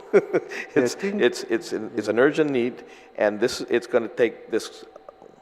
I can't talk power talk, but anyway, that whatever else is needed. But this is what we need. Can we leverage that our island's need versus, again, the one Guam need? Because that is, I think one missile defense site is probably more than one village, right? The power capacity for that. Yeah. So I can say we have been working very closely. Yeah. And the Navy, of course, which handles all the military, Sure. have been working very closely with us on all of this, including their capacity needs, and planning how they even bringing in some capacity on standby, from what I'm hearing, that could be utilized by the authority. But they have signed up for another 10 years, just last year, as another customer, and they have been a customer of GPA for 30 years. So really, in terms of long-term operations, GPA will provide the lowest cost energy. So their standby and everything will help us provide reliability. But we can't give them reliable power unless we make the infrastructure more reliable. So in a way, by working together, it's a one Guam approach, right? We're helping each other make it happen. So we're going to keep pushing and the reason why I'm saying this, because I'm just wondering also if we can leverage their our fuel pricing, if we can leverage that as well.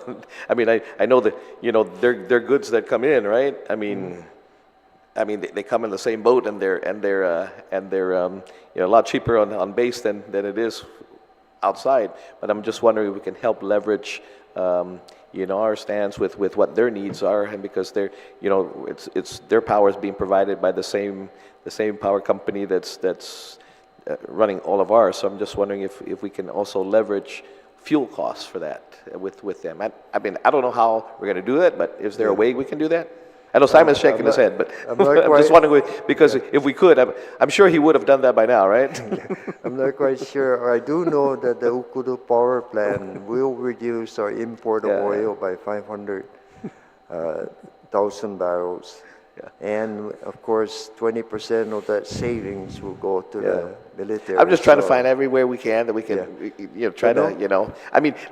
leverage, because from the get-go and the military buildup, we had a great opportunity there to have great leverage. We're losing, time is running out to be able to leverage that. And so if we don't start now and looking, and so, you know, part of maybe some of my questioning maybe is out of bounds on this stuff, but we're running out of time for leveraging. So that's why I'm asking. So anyway, likewise, you had some in the new Ukadu plant here. You had some destruction to your water storage. I guess you treat water storage and your oil, right? Yeah. And probably so because they were just being erected. They were just being built. But what I mean, and you said there's now there's a little delayed because you have to bring in materials again to, I guess, rebuild, right? They cannot just re-erect it.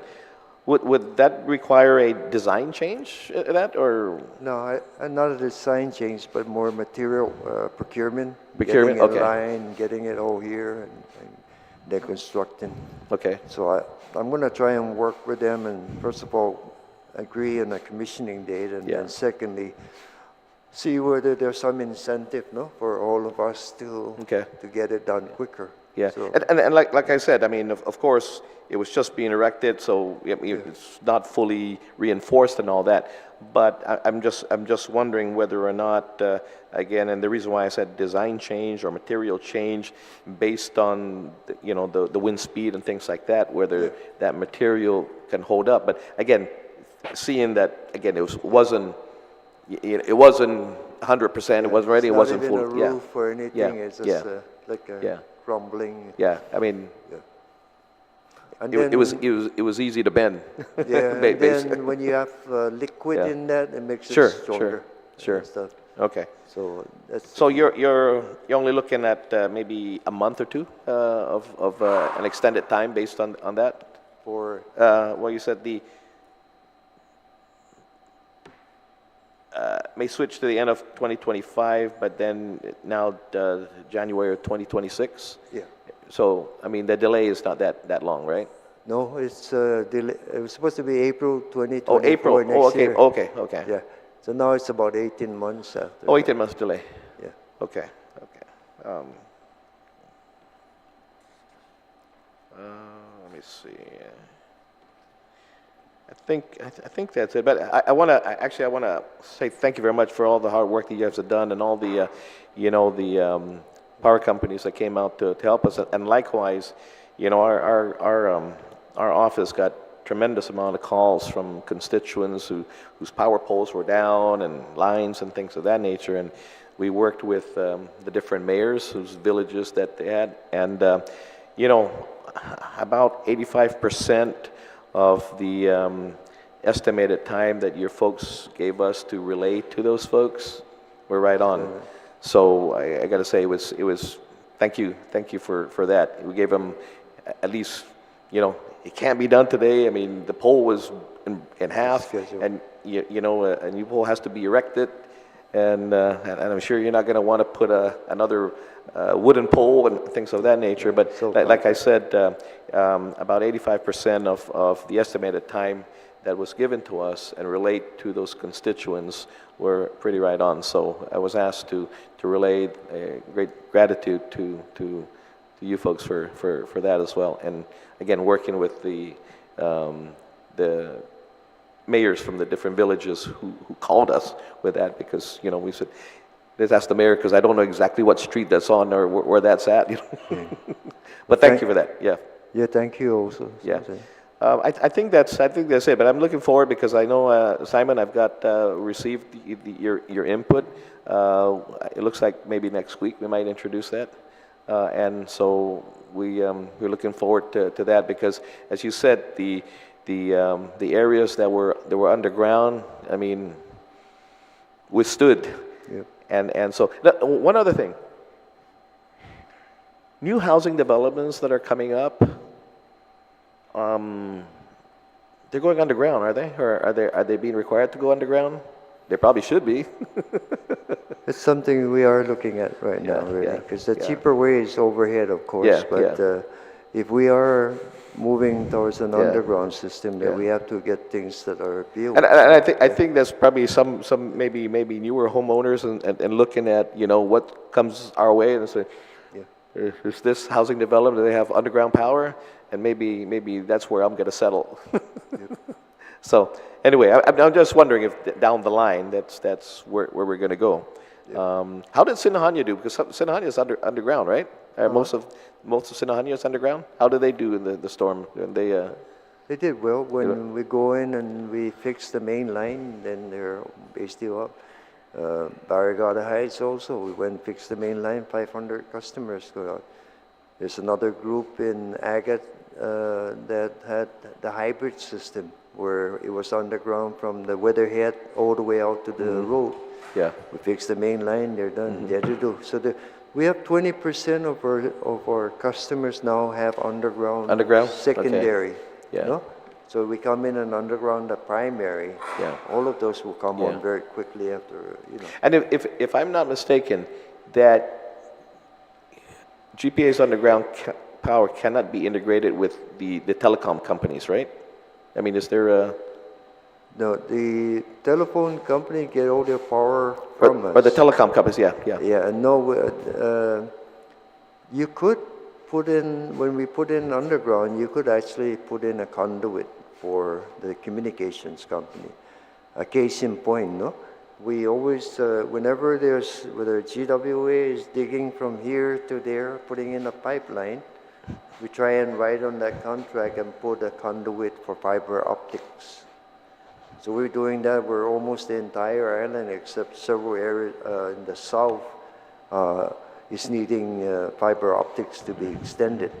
Once we do that, we'll have a fiber optic network in the system that will protect us from a lot of outside sources. No, in addition to that, data centers and everything would like to utilize that conduit of fiber optics as they begin to come to Guam one day. To come to Guam one day, one of the issues really is affordable and sustainable energy. Maybe affordable to them is they can afford this higher and so on, so, but more importantly, sustainable energy. They cannot have come in here one day and it's 15 cents a kilowatt hour, and the next day it's 31 cents. There goes all their profit margin. So if we can sustain that through a combination of the low, you know, the Ukudu coming in with cheap energy and renewables that has a 1% escalator, we can sustain some kind of rate. I think it will start to attract data centers here, because we're certainly a very strategic location. And so, but again, that all of that can come once we get the Ukudu power plant on. Once we put in, again, some additional batteries, we're basically saving the peak. Yeah. Well, likewise, we see oil prices rising again. You know, starting to rise again, and you know, we're closing in, of course, in winter months, and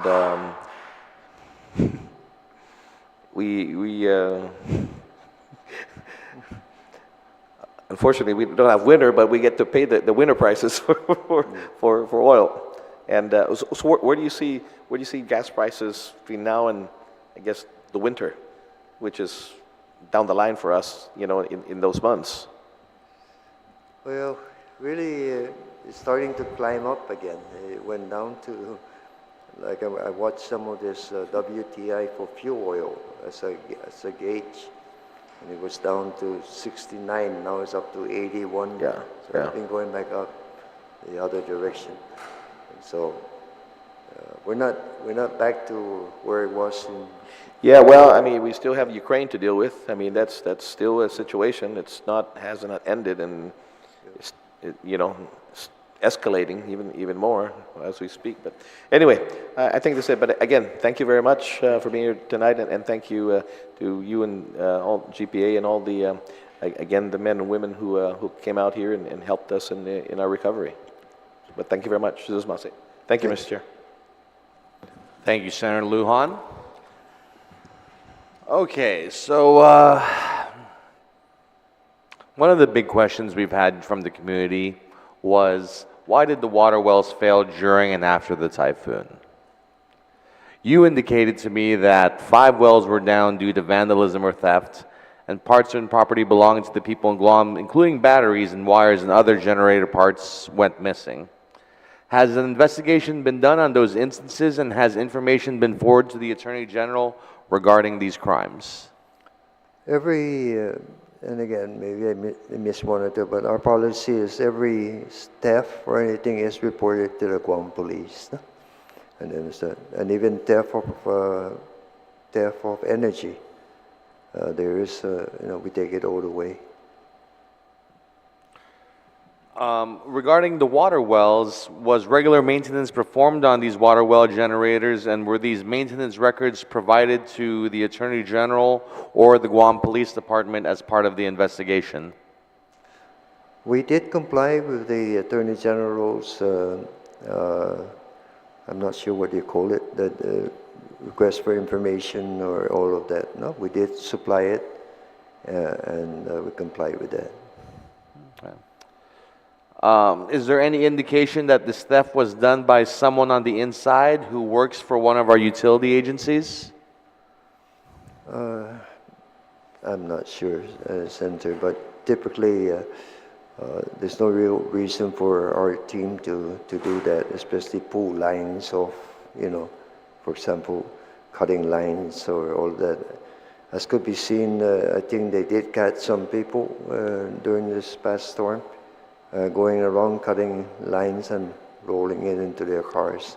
And there is a method now where really whenever that happens, we go to the scrap yards because they are supposed to maintain a record as to who sold them wire and this kind of stuff. So I think that's probably how that got caught, but I'm not positive though. Okay. Have you done an assessment on the circumstances regarding the water well generator failures, and what can be done to ensure those failures do not happen again in the future? We will be getting together more and more with GWA. We are going to put up a report together in August as to lessons learned or some of the things, but the CCU chairman has asked us to put in that report in August. All right. I please request that you also share that report with us when it is available. Sure.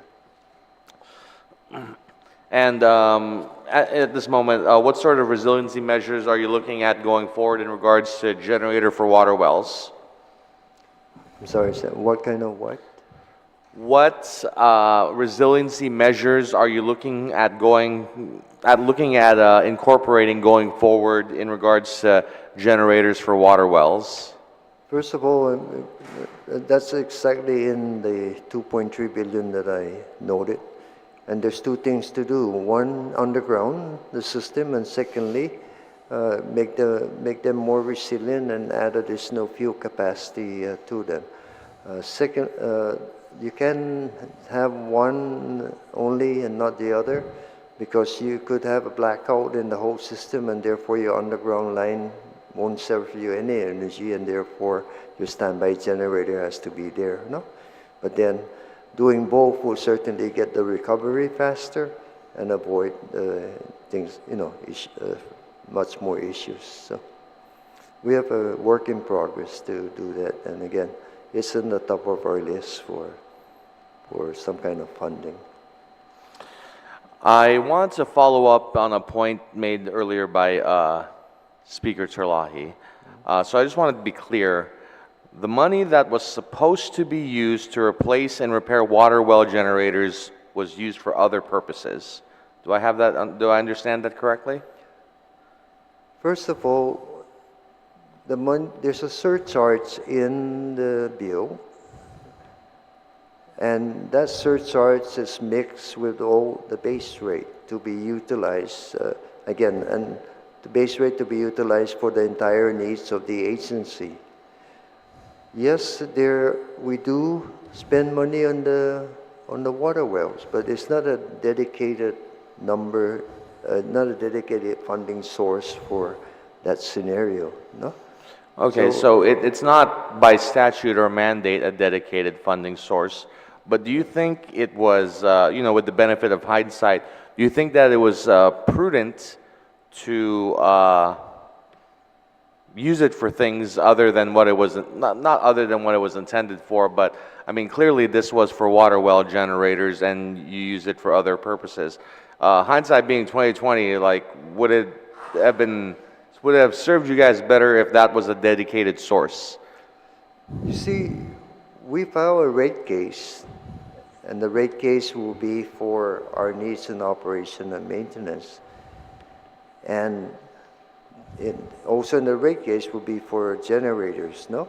So the PUC determined the method of how we get the revenue source we need to operate and maintain the system.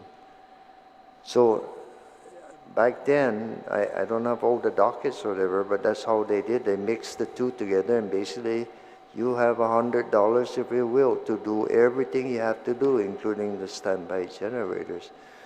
And let me go back to, it seems like there's the thinking that we don't do maintenance on the standby generators. We don't put enough money into them, and that's why they fail. Well, the reason why most of them is that these machines now are also 30-some years old, 1992. That most of them were put in upstairs subsequent to that. So yes, there could be more blazing, but to say that we're not doing maintenance, how will the machine last 30 years without doing any maintenance? No, it's not unheard of. And then 88% are still working. My gosh, that's a huge number when you have 240 units. So I'm not sure what fact is all behind that, but I'm just saying we are putting maintenance in those machines. There are a lot of them, 200 and some units, and Yeah, well, we're not suggesting that maintenance isn't being done. My point I'm trying to make is the maintenance adequate with some of those funds being used for purposes other than maintenance. If we're using some of these water generator repair funds to pay for fuel, are we experiencing a shortfall in maintenance because of that? There's no dedicated fund for the standby generator. Yeah, I'm not saying there is. I'm just saying, should it be? No, I think we will, whatever we need to do, we'll try and fund it from our total budget organization. So whatever comes up from this last storm, we will look and operations will make their recommendation as to what they would need to make it stronger. And we are going to do that. I mean, don't forget, it's been 20 years since the last super typhoon, no? And so now, this is the first time in 20 years our system has been tested. And believe me, to me, it stood very well, no? Yeah, I thought so And too. so therefore... So let's talk about that testing else of do our we need to systems. do? You estimated time of full power restoration after Typhoon Mawar was pushed back several times. And the announced times that our baseline generators would be back online was also pushed back several times in GPA news releases. Can you explain to us what problems and challenges caused you to push back on your assessment times? That's the danger of providing all this information that everybody wants to know about, no? Like schedules and everything, especially after a typhoon. Let's take a baseload power plant, no? It's just the side walls have been blown out, water and come into the power to the boilers and everything, and it takes time to heat up. And so don't forget that I'm sorry, I don't mean don't forget literally, but our personnel out there are also, okay, give us a time when you think you get it back. And of course, they look at this and they say, okay, we can get it, but then they find something else that is. So therefore, those are what pushes it up. We make our best effort to provide that information, but that's not, and actually, none of that really hurt the restoration because we had other generators that were coming on at the time. But we make our best effort to communicate to the public as best as we know and as best as our people could tell. But things happen, and that's all I can say. And you also testified that this was the fastest recovery we've ever had. Is that accurate? Is there no recovery that has been faster than this? No recovery of 150 mile per hour winds was ever faster than this. That's my testimony. You can have a recovery of dolphin, or whatever, we came on in 2 or 3 weeks, but that's even less than 100 miles per hour. If you compare who are the major, no? You have Pamela, you have Ponsona, you have Omar. I've been through all of that. And it's not, this is the fastest, and this is the first time really that I've seen that we had all the materials we need. We had a lot of bucket trucks. We were able to bring in people to restore, and I think in about 3 weeks we had 70% of the island restored, and not just in one area, but throughout the whole island. Jigo and Deru were the heaviest hit, but they were lagging behind, but we continually pushed away so that everybody came in right at the end to being restored and stuff. So, no, in no uncertain term in my mind was this not the fastest recovery. And I'm very proud of the men and women and of GPA for all the work they have done, and also for those that came in to help us in making this happen. No, a lot of hard work. President of the Mayor's Council, Jesse Alex, said that before Typhoon Mawar, GPA and other critical agencies met with the governor of Guam. Can you describe the assurances you made at that meeting regarding potential recovery times? And and can you kind of give me an idea of the difference between what was expected versus what was what actually happened when the typhoon came through? I don't recall ever giving any timelines with that meeting when we met with Mayor Adley. Yeah. It was much later that I came out with my prognosis, which again, in the interest of letting the people of Guam know approximately when we might come home. I said 95% by June 26. I came in with 92%. No? But at least it told them it's not going to be 2 or 3 months down the road. It gave them an idea that, and so I ventured to make that for that reason back a little after that. No? But other than that, I've never mentioned in front of the mayor a date for recovery. No? Okay. There has been a push by several community members regarding island-wide underground power. Have you done an assessment on the cost and feasibility of this, and would this be more resilient than the concrete power poles we have now? First of all, yes, I will be presenting to the CCU what my $7 billion is that. It was looked at by our engineering team and put together. It was done during this period as we move forward, planning ahead how we're going to make this system better, even throughout the recovery. So now, is an underground system more resilient than a concrete pole system? Yes, it is, because you have less exposure to nature, less exposure to even national threat, because they can't really see what, unless they have the GIS for everything else.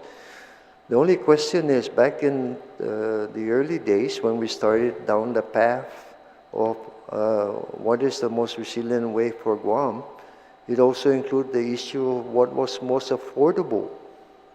And back then, a concrete pole system is 3 times that of a wooden pole system.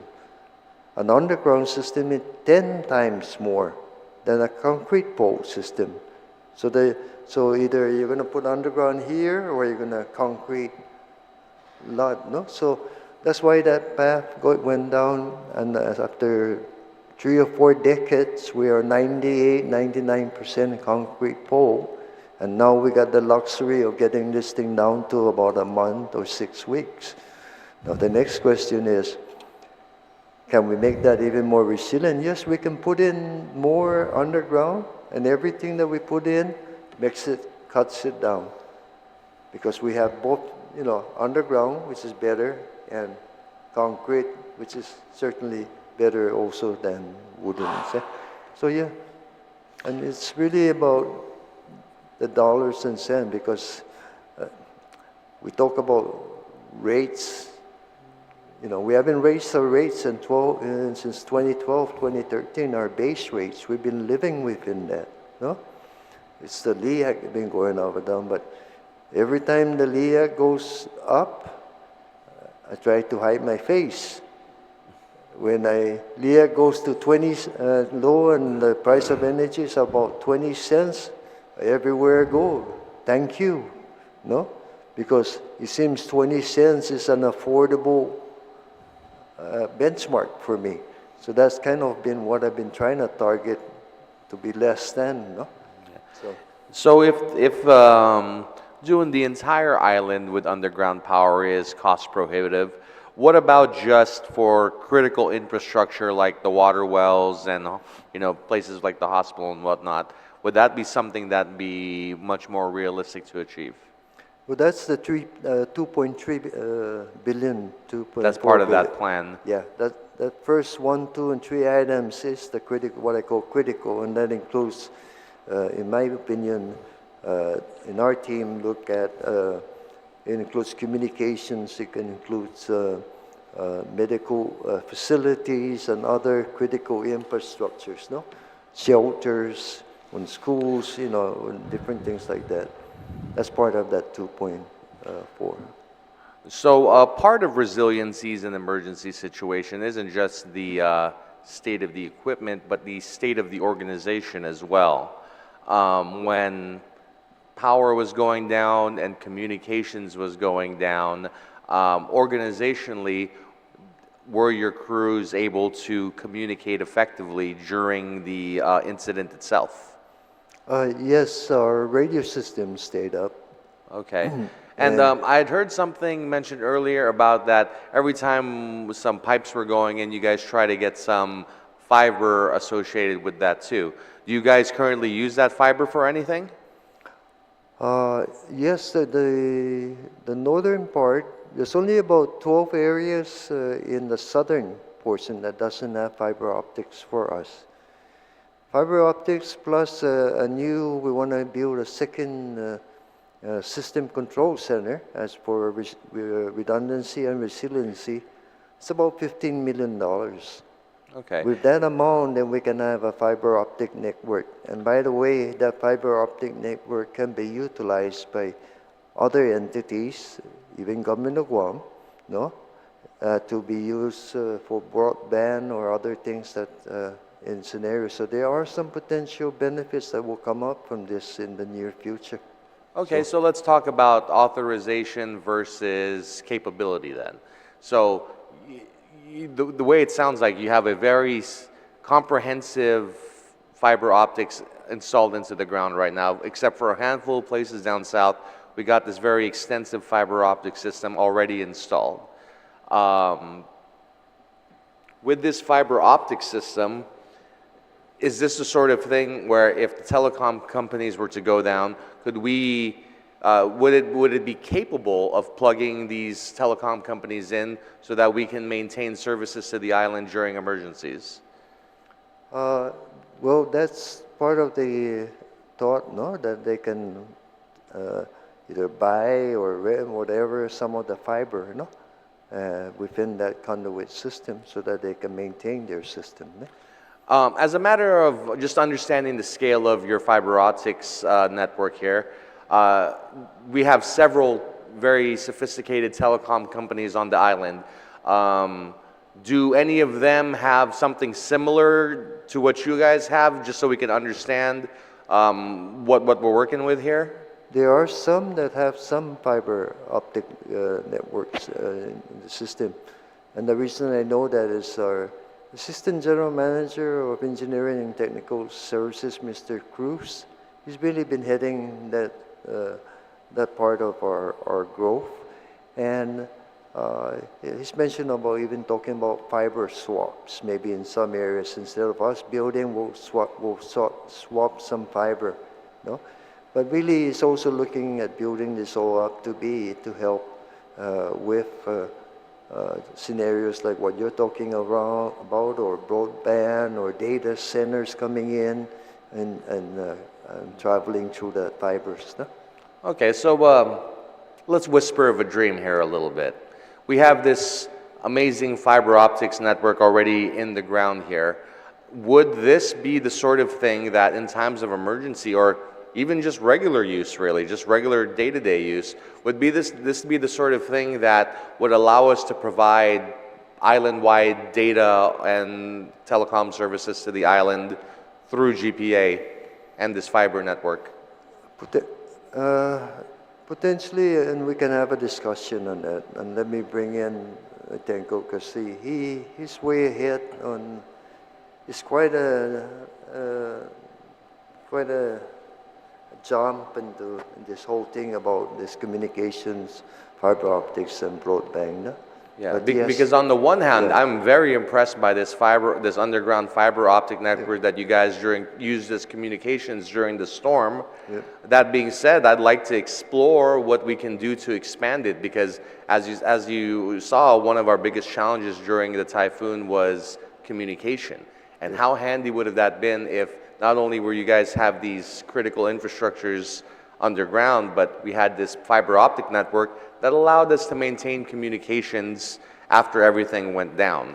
And so that's where I was asking you a question of capabilities versus authorizations, because it seems like we are capable of doing this. So I have to question, do we have the authorizations to do this? Because one of my big fears is, as you mentioned in your presentation, is that we have cybersecurity threats. And so as much as I'd like to expand the fiber you already have in and the uses for it, I also want to make sure that if we expand any uses of that, we don't also introduce security vulnerabilities to the system by doing so.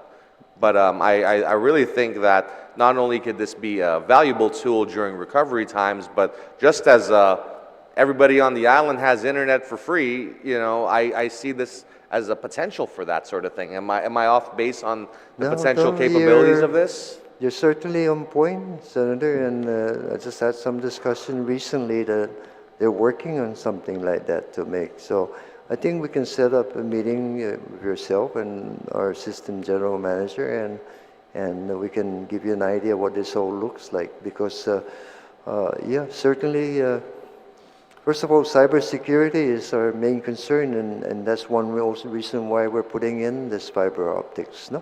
Yeah. To be able to control our system and do that. But I Okay, think, so yeah. since we're talking about this fiber optic system and how amazing it is, I do got to ask though, how did it hold up during the storm? Like, were the routers fine, or did the systems collapse, or were there dark pockets in the fiber optics? Like, how did that work out during the storm? Was the fiber optics just solid? No, it worked out very well for us. It's the ones in the south that we didn't have the fiber optics, that we didn't have the communications to sometimes to control. And the fiber optics just gets installed whenever pipe work gets done with the water, correct? Yeah, water, or even when you start doing underground lines. So this is where, again, as we move forward and start putting things underground, the utilities and every communications and everyone need to talk to each other, and you know, the biggest cost of construction of that is digging the holes, no, and everything. So driving, and that's why we've been riding on other. But once you've dug the holes, might as well put it in, right? Yeah. Yeah. By the way, whoever came up with that idea at GPA, please forward that name to my office. I'd like to thank that person for that genius idea. I will. So let's move on to the topic of load shedding. So you said you're kind of in the process of making one, right? You're a comprehensive overview of all the things that you're going to present in August? Okay, so I'll skip that question since that's coming in August. What specific events or circumstances triggered the decision to implement load shedding measures, and what measures were taken to minimize the impact of critical infrastructure and essential services during these outages? Because let me tell you what, my nieces and nephews, They went to off island right before the typhoon, and they came back to a completely different world. They're all very young, never really understood the idea of load shedding, but now, since they've come back, it's kind of become a reality for them. And now it's funny because we have our load shedding happen to our house, our hour or two passes by, and then the power comes back on, and I hear children screaming their little lungs out because the power's back. And so I guess what I'm trying to figure out is what kind of changed before the typhoon and post-typhoon, because we kind of have a different world in regards to load shedding pre and post-typhoon. Of course, one change is that we don't have the Jigu 20 megawatt CT. And secondly, we've been through a typhoon, so some of these machines are experiencing things from the typhoon that wasn't very evident. Control wires that are shorting out whenever a unit trips and everything, they go back, they have to change the wire. Different things like that could happen. No? Age of their machines are happening. So our reserves are down until we can get these machines all up and better. Then we'll start getting back to where we were prior to the typhoon. But again, until there's going to be more growth, the world is getting hotter, air conditioning load is going to go higher. So therefore, as we had noted before, we knew it was challenging to get to the new power plant with all our reserves. But now that it's been extended another year or so, then we're going to figure out something that I don't want to be living like this myself. Our people have been working since before the typhoon. They're still working today, keeping up with trying to keep the power going, no? Okay, and from what I understand, we're short nearly 40 megawatts because we lack the backup diesel generators or something.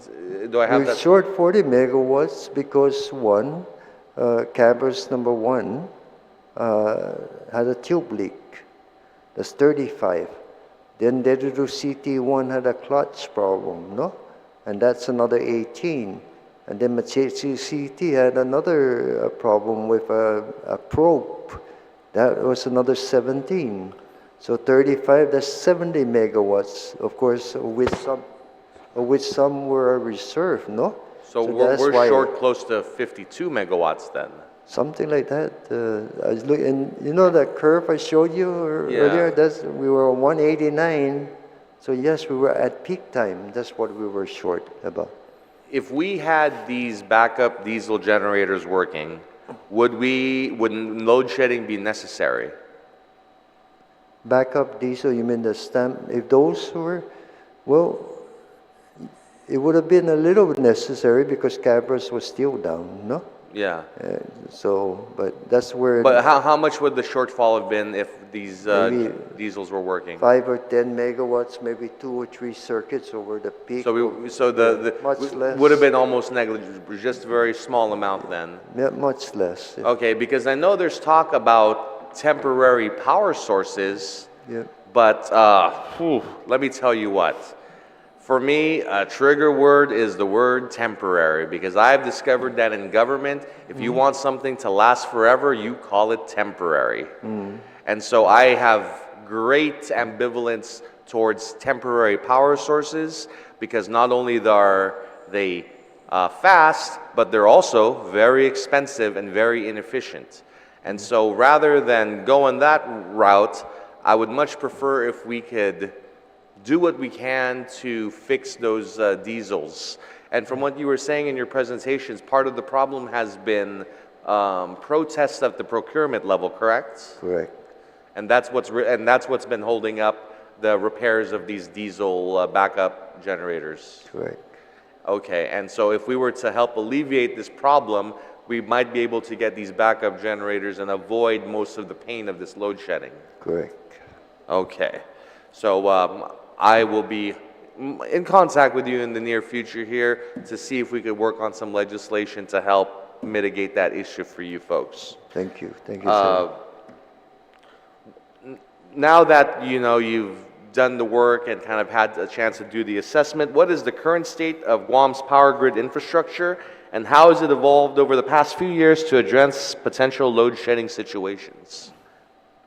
Like, I was really intrigued by some of your proposals, like turning water heaters off at a certain time.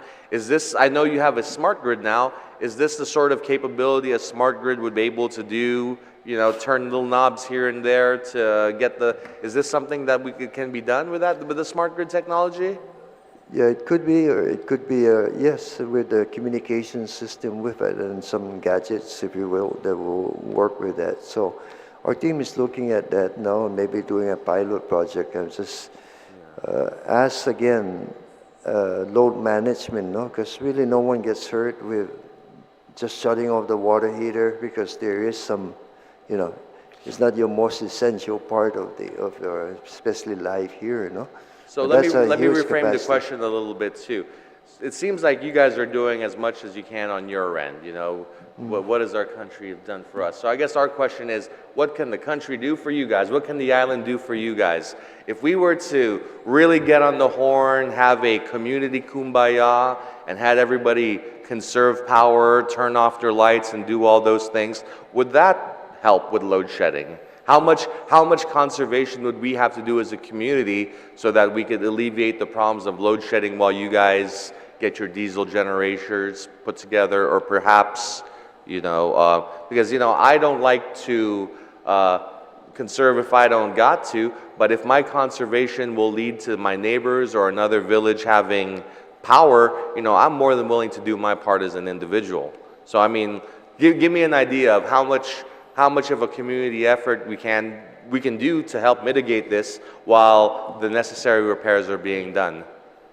Well, see, that's the here is that it takes a little while also to install this other stuff. So I'm just thinking, and then we ask our customers to conserve, but then the question sometimes becomes, how do I conserve? You know, what changes do I make?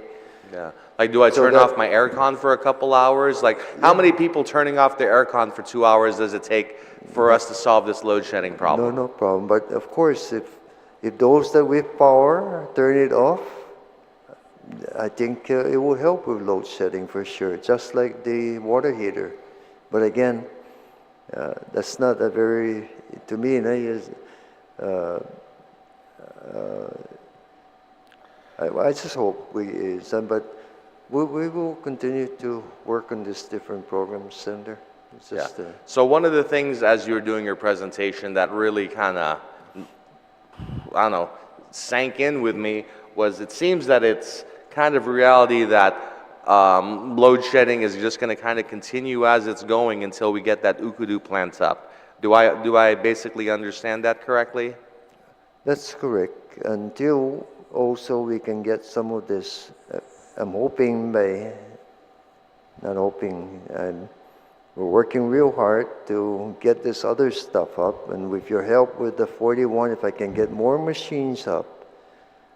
We've been doing very well with little reserve over the past, 2-3 years, even knowing when Okudu was going to be done. So I think that will help us. And again, when I say temporary power, I mean, you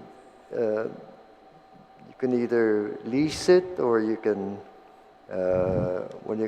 buy it out or something, but it might have to be a combination, but I certainly would like to work on what we have today. That will be the quickest option that we have, no? Really, just getting some of these units back. Yeah. With the recent damage to I introduced a bill to allow mid-sized solar generation facilities for private businesses for the resiliency of their own operations. Would this help mitigate the potential for power outage damages and disruption to local businesses and their critical operations? I say this because, I look at businesses like that one gas station in Tamuning.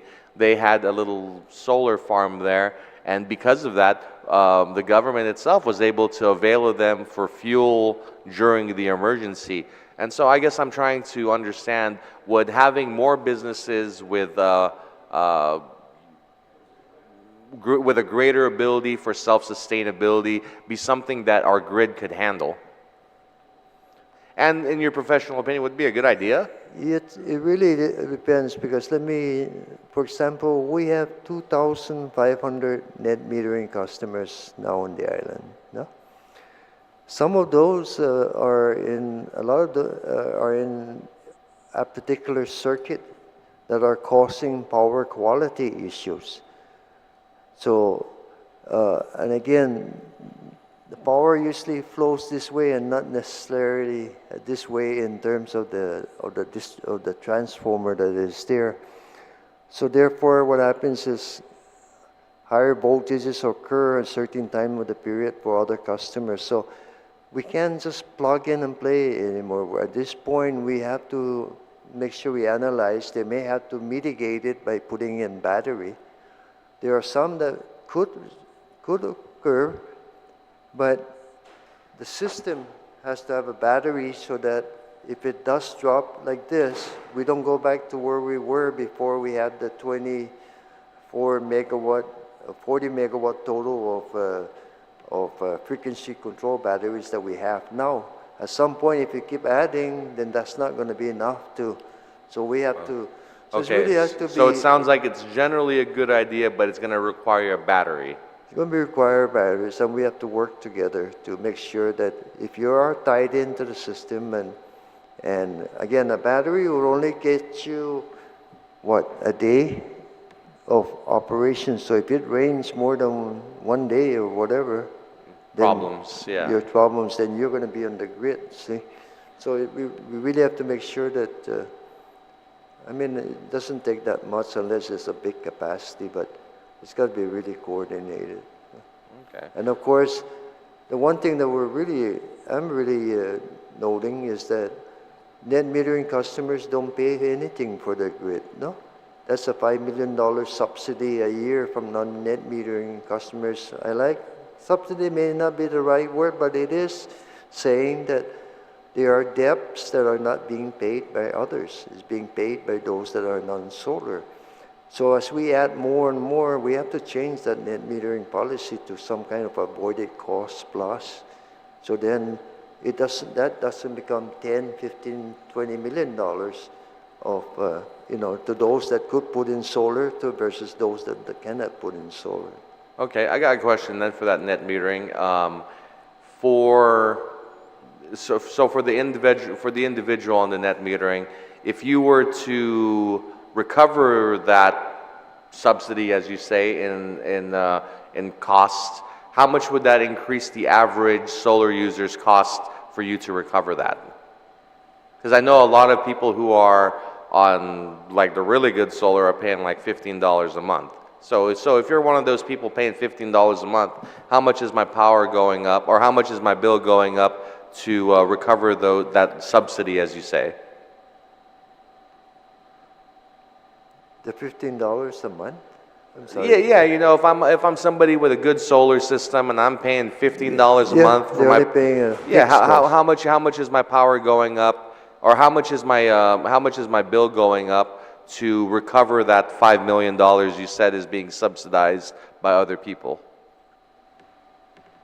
Just round numbers. Let's talk about our base rate is about 160 million. 10% of that is 16 million.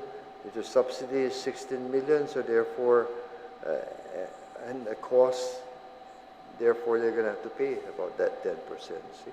Yeah. So like on an individual level, like what does that translate to? An extra $100 a month, an extra $200, an extra $10? I don't know. A $300 bill, 10% of course is $30 a month, no? Times 12 months is $400, no? Okay, so an extra $30 a month?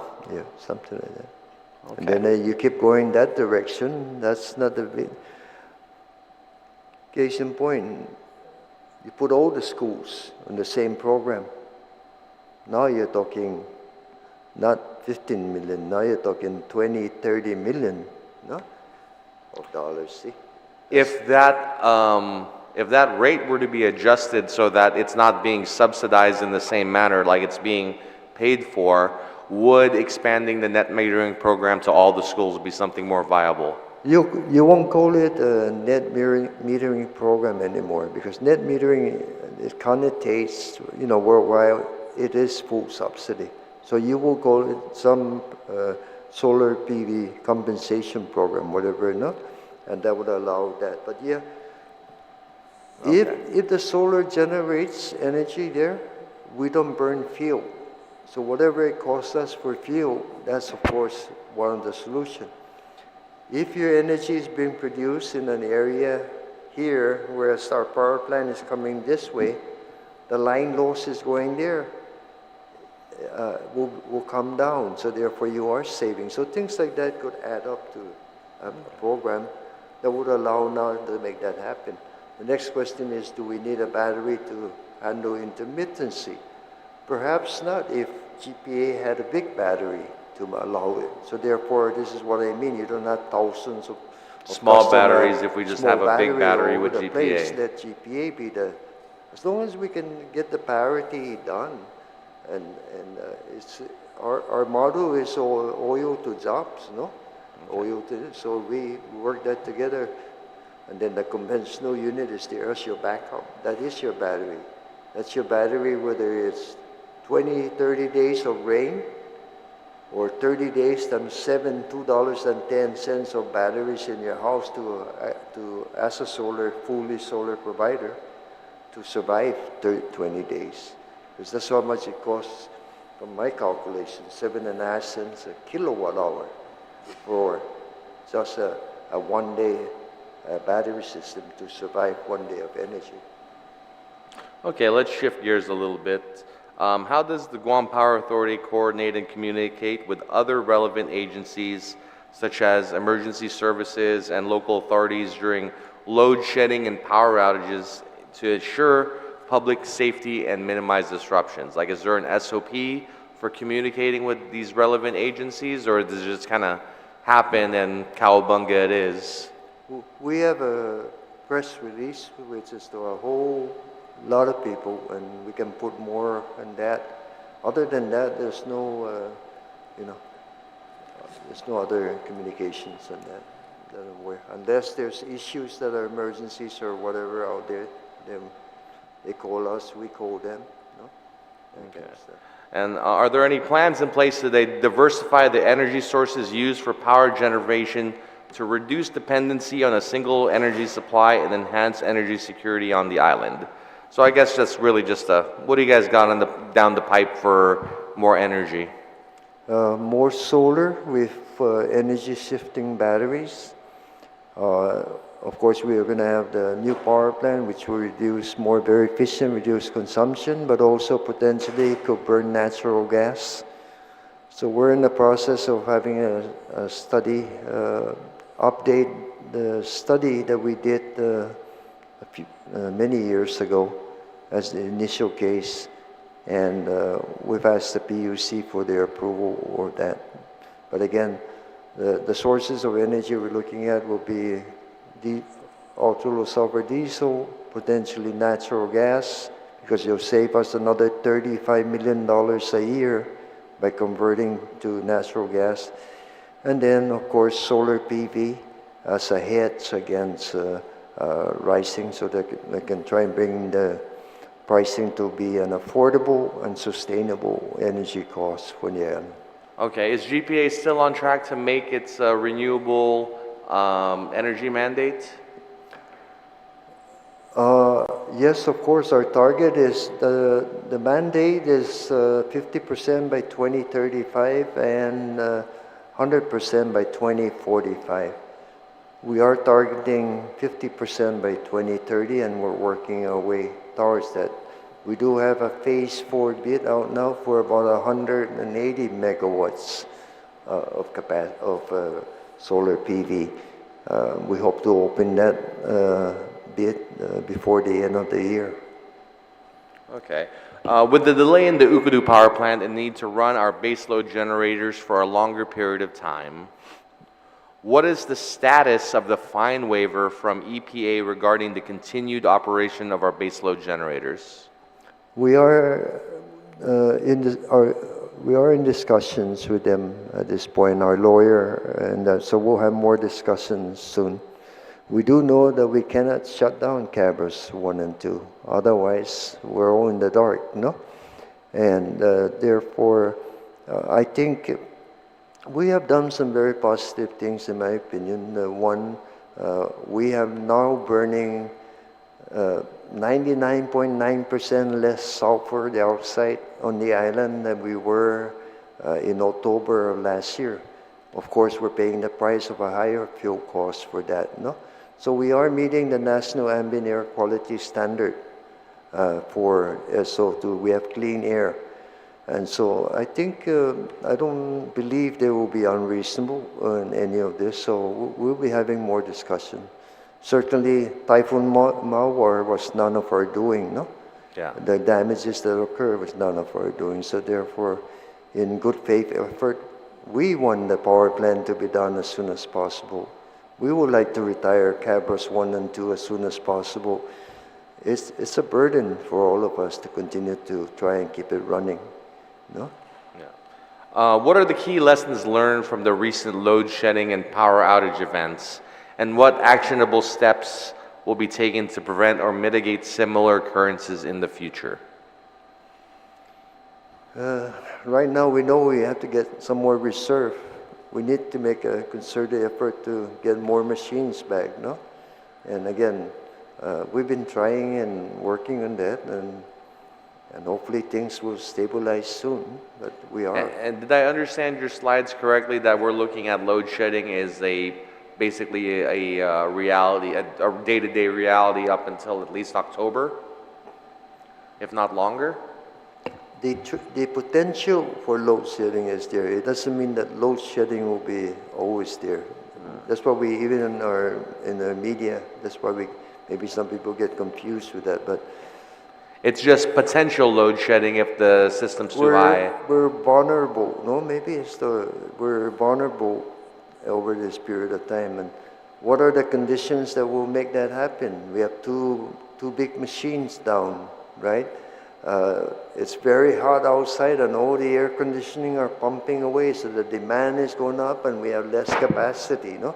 So then so what we would try to do is, we've been very consistent in giving out notices, no? Mm-hmm. And again, and we appreciate that. In the interest of at least helping to prepare people. Yeah. And then our goal is really to try and squeeze by and not make it happen. So yeah, over the rest of this year, you can be seeing the potential.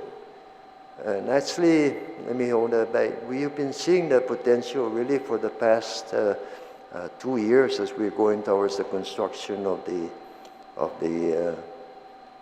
new Ukudo plant. And we were seeing the light at the end of the tunnel, which is next year. But now the tunnel, somehow it's a little longer. So we have to find ways to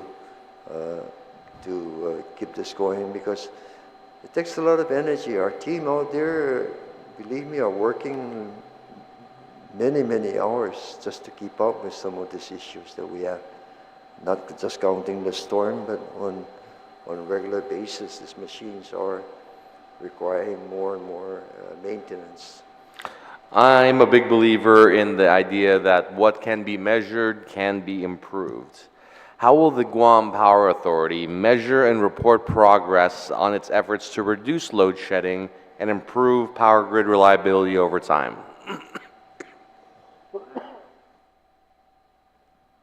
I mean, the only way you're going to reduce this load shedding over time is get more generators on the line, get up to the 1 day and 4 reliability.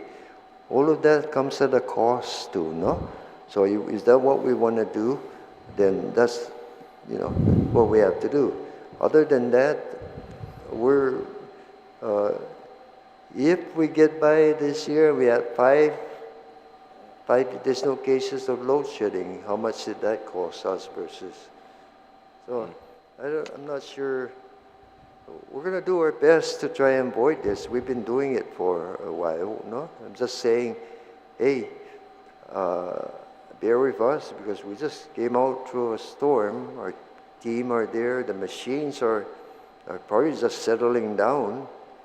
And even us, we can't believe the up and down.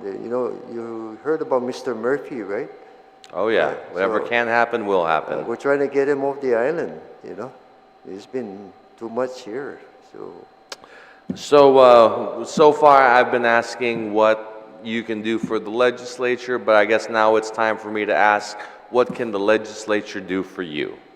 Is there any legislative or policy changes that the Guam Power Authority believes would enhance its ability to manage load shedding and power outages effectively and ensure a stable energy supply for the island?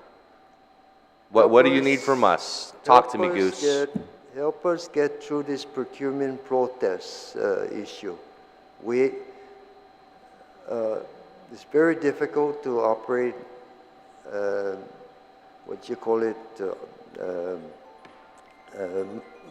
machines that are,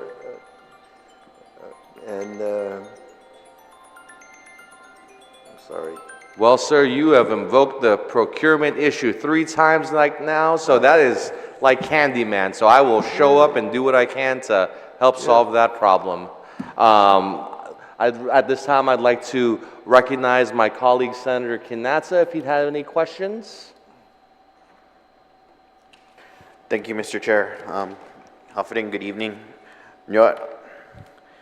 Thank you also to the entire department for stepping up during this entire recovery time. I understand that a lot of families also stepped up during this time of recovery as their families or parents had to step away to respond. John, you've been one of the longest serving employees, I think, in the entire GovGuam agency. You've been powering our island for more than 40 plus years, if I'm correct. And I thank you for that. I want to commend you for your passion, your dedication, and definitely your leadership. You could have retired a long time ago, but you still stand steadfast to serve our island and our people and continue to energize our people's homes. While others are living in comfort, you're working hard. It is my understanding that you've been approved to purchase such vehicles. Can I ask what kind of vehicles were approved to be purchased? The CCU approved for us to purchase 10 bucket trucks, 4 65-footer and 6 55-footers, so that we can, try and help the recovery better. And that's the ones that go up to the high lines, right? Yeah. The teal pulse? The 65 will reach the transmission, maybe not the towers and all of that, but so that way it allows them all that flexibility, the work transmission. Awesome. And I do recall seeing a tow truck following around the lineman. What was the reasoning for that? I mean, I do see that some supplies were being hauled with it, but have you guys purchased another vehicle to, I guess, assist in that effort instead of, I guess, contracting out a tow truck to be a support vehicle? Yeah, we're actually looking at something that's what they do. They carry around actually a support vehicle that carries materials. So instead of typical materials needed, so instead of having to go back to the warehouse or they just one person services so many crew linemen.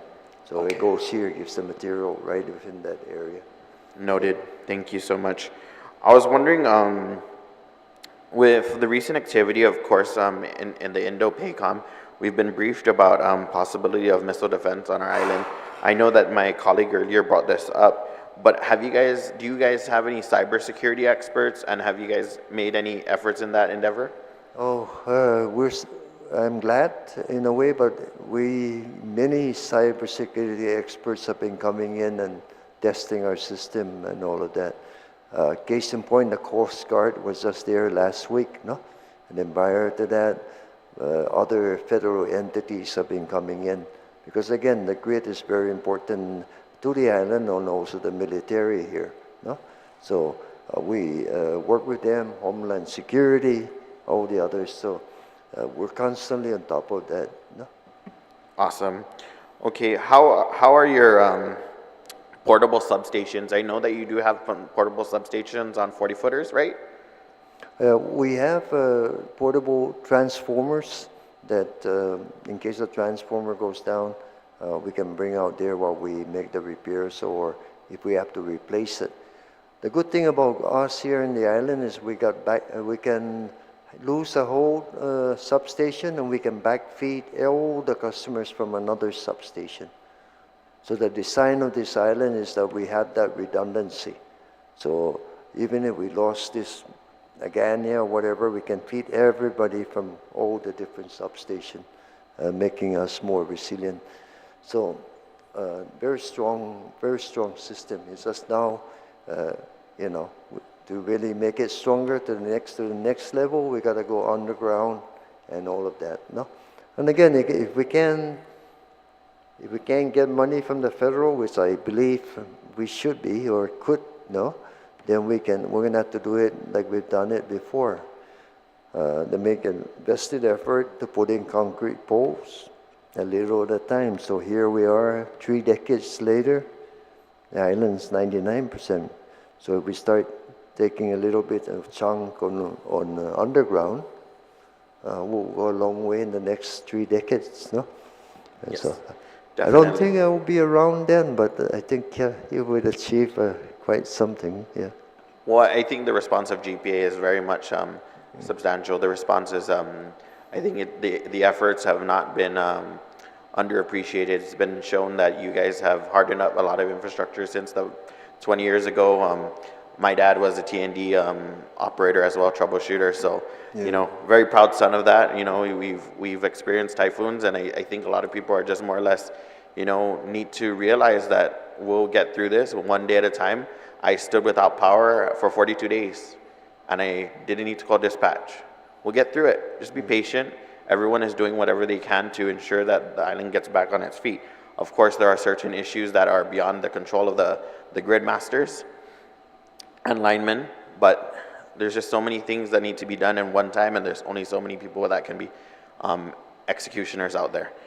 So again, I thank you for that. One thing that is kind of not germane to the agenda today is, if the chair will allow me, is your billings being printed. Can we remove ourselves from that? This is like 21st century. Digitize everything, stop printing that, because I'm pretty sure we're having some kind of costs with that printing. And I don't understand why we have Goodyear recipes inside a pamphlet. I think it, just like there's a lot of customers that still come to the office to pay and get that stamp, you know. I think I don't know whether it's a generational issue or whatever, no?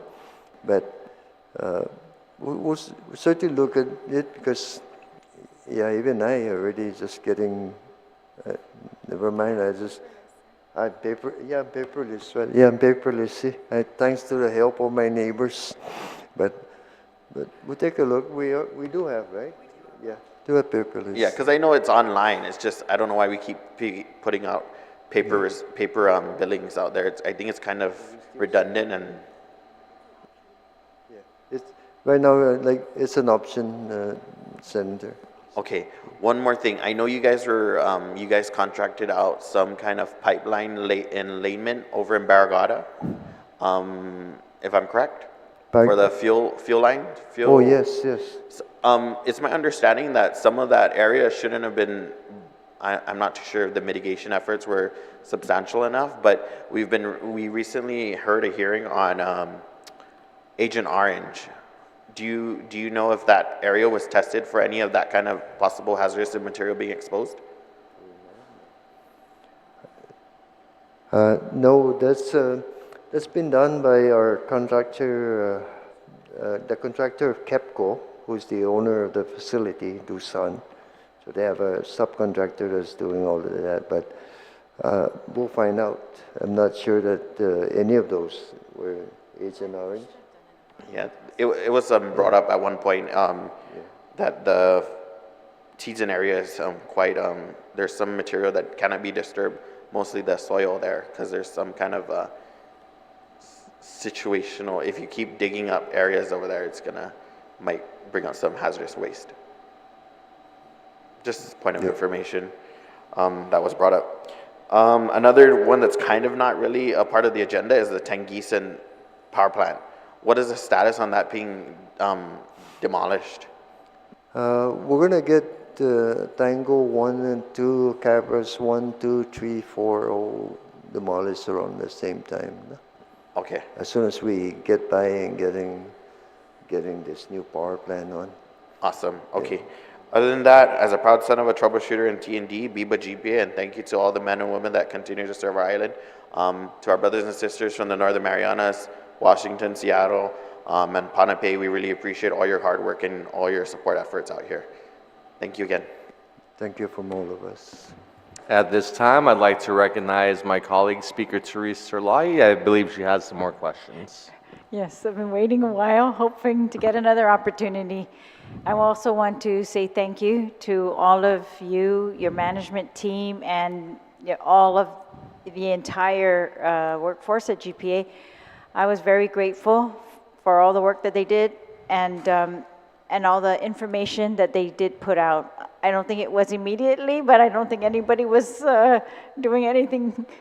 I mean, we were all trying to figure out what to do next, but when you finally start putting information out, I thought it was very good and an excellent move, and you've actually always been willing to do that, and so I appreciate that, and I just want to commend you for that. I think the more information, the better, and even if you make a prediction and it's wrong, I still think it's better than not trying to make one at all, or just letting everybody, they were going around in circles at that point, trying to figure out what's going to happen to them, and so I appreciate that. Great. Thank you. I just want to go back to this, the water wells right now, if you don't mind. So, again, there were 20 without generators, either water wells or wastewater facilities without generators, 26 that were out of service before the typhoon. And so you've said, and that, so back in 2018, GPA was bringing in about $2.7 million per year on that water and wastewater surcharge. And they said at that time that they were going to replace, they were embarking on a replacement program for the generators over the next 10 years. So I know you said today too that these are old, some of them, and they need to be replaced. Obviously, you've done some work on many of them, and there have been new ones added since back then in 2018, probably. But at that time, they made it sound like they were going to use the money that they were bringing in to take care of those generators. And today you mentioned this $2 billion. So you said that's part of your $2 billion hardening plan. Can you confirm if this $2 billion hardening, your resiliency plan, you have a $2 billion one and a $7 billion one, is the $2 billion budgeted, or is that would require rate increases in order to harden these facilities, these generators? The $2 billion is our estimate Yes. as to what is needed to accomplish approximately 2.4 billion to accomplish items 1, 2, and 3, no? And then the balance of it is 4 billion to underground the whole island-wide power system. Of course, $2 billion. 813 million that for has the... to be, of course, we have to find funding for it, no? We Okay, don't have so the funding. unfunded, it's not budgeted, it's not part of your current plans, is what I'm asking. That's So- what I wanted to confirm, so... Yeah. So you think it says here for the critical distribution system mitigation, which you described to be the water wells and the wastewater and communication systems, that 813 million, that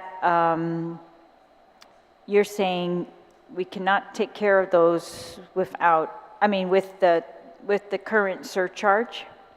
Yeah, no, there's no way.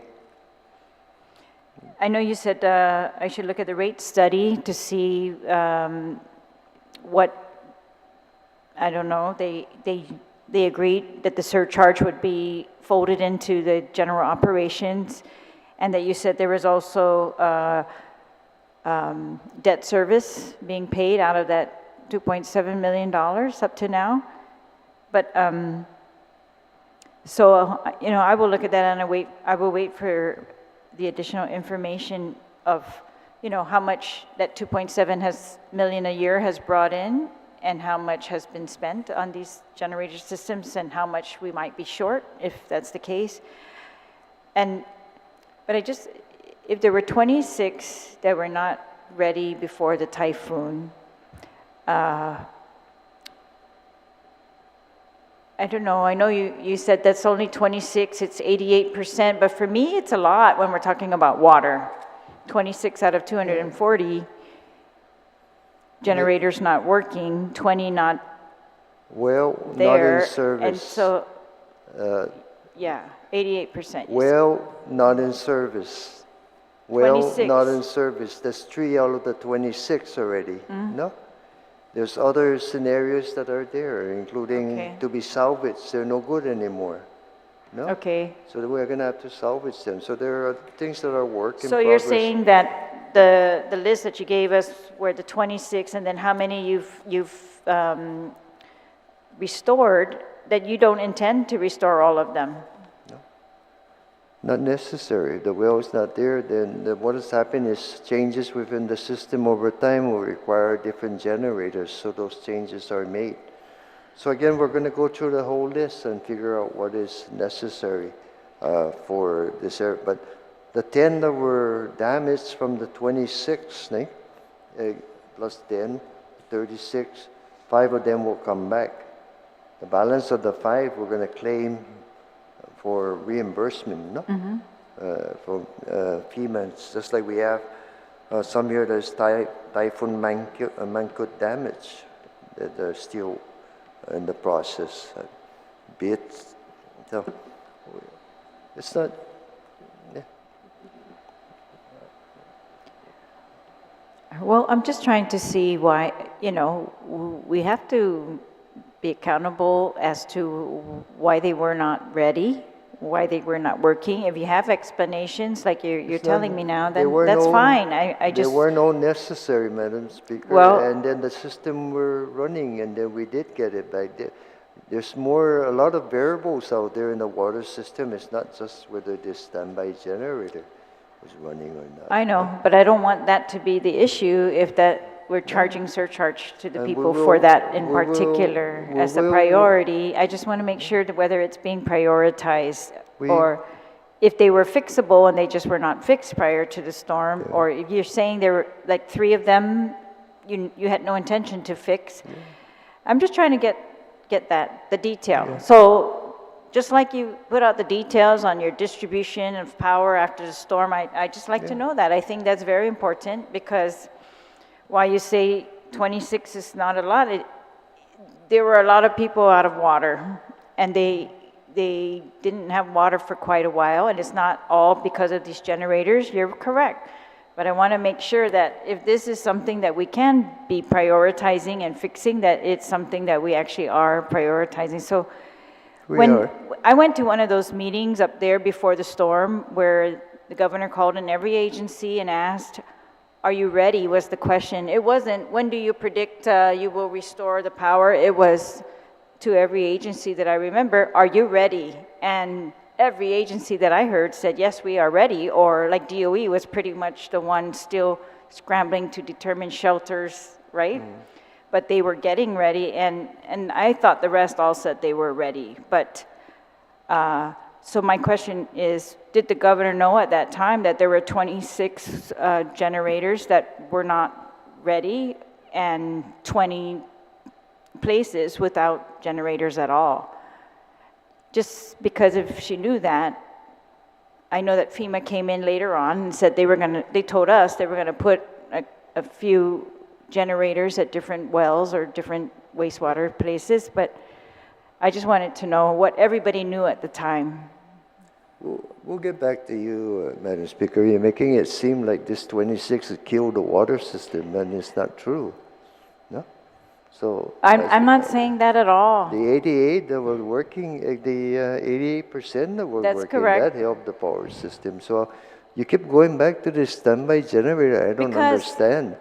And because- secondly, the cost. So really, we'll give you all the information and you can make your Well, decision. I was hoping from you there. could give it to us today. You're reporting on it, No, and if you I'm look not- at, if you look at my report, I'm giving you some information, no? It does say that I will give to the commission in the end of August, Madam Speaker. Okay, So well, I will- appreciate that, yeah, but, yeah. all right. So it's just confusing because you're reporting on pre-Mawar, post-Mawar, and then as of July, as if your goal is to restore all of these. But right now, you're telling me, no, can- the intention's not to restore can- all of these. I And can so I show guess, you- I just wanted to know. I can show you all the assessment that were done in all the wells. I know, I can don't do all have of those. that, but again, in the interest of the oversight meeting to try and address, I thought maybe at a higher level that this will address that. But of course, we'll prepare it, and again, we're going to make a report to the CCU, the chairman, and yes, ask us to do that, and we will Let me do that. rephrase the question then. The question is, are we able to take care of these before the next storm enough so that they don't have an impact on water or wastewater services after the storm? Are we able to put generators for those that are not working, and are we able to harden some of them with the money that we are bringing in? Or do we have to wait for this $2 billion funding that we do not have yet before we do that? That's the question I'm That's a very asking. loaded question, madam, but let me answer that. First of all, I don't know when the next storm is. So there's Right. these are time dated, even just to go to the procurement process to buy generators.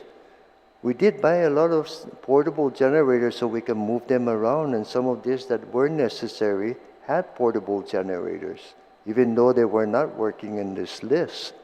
So now the question about, yes, which are the most important that we gotta fix? We are gonna get together further with GWA and make our assessment, which we're gonna report. And yes, if those are necessary, we will go out and fund some of this. We're not gonna wait for the 2.3 billion, because the 2.3 billion, that's to get us to really, what I would like to say, the gold standard, at least to this area, but we will be spending money. We have been spending money in portable generators. And so, so to answer you, yes, we're going to improve and make some investment in some of this. Now, which ones? We're going to sit further with GWA and make that happen. Thank you. Was there a settlement from Cabras? Settlement from Cabras? Dollars? Yes. Yes, there was the Cabras 3 and 4 insurance. We received $125 million. All right. Was any of that used to offset the Liac under collected or? No, those were used for the pipeline that's being constructed for the new power plant, 40 million. Some of those are used for the, the big storage tank that's been there now for 45 years, 50 years, 45 years. The big ones that we've been serving, we have to rehabilitate them, $10 to $15 million each. So that's what we used all of the money.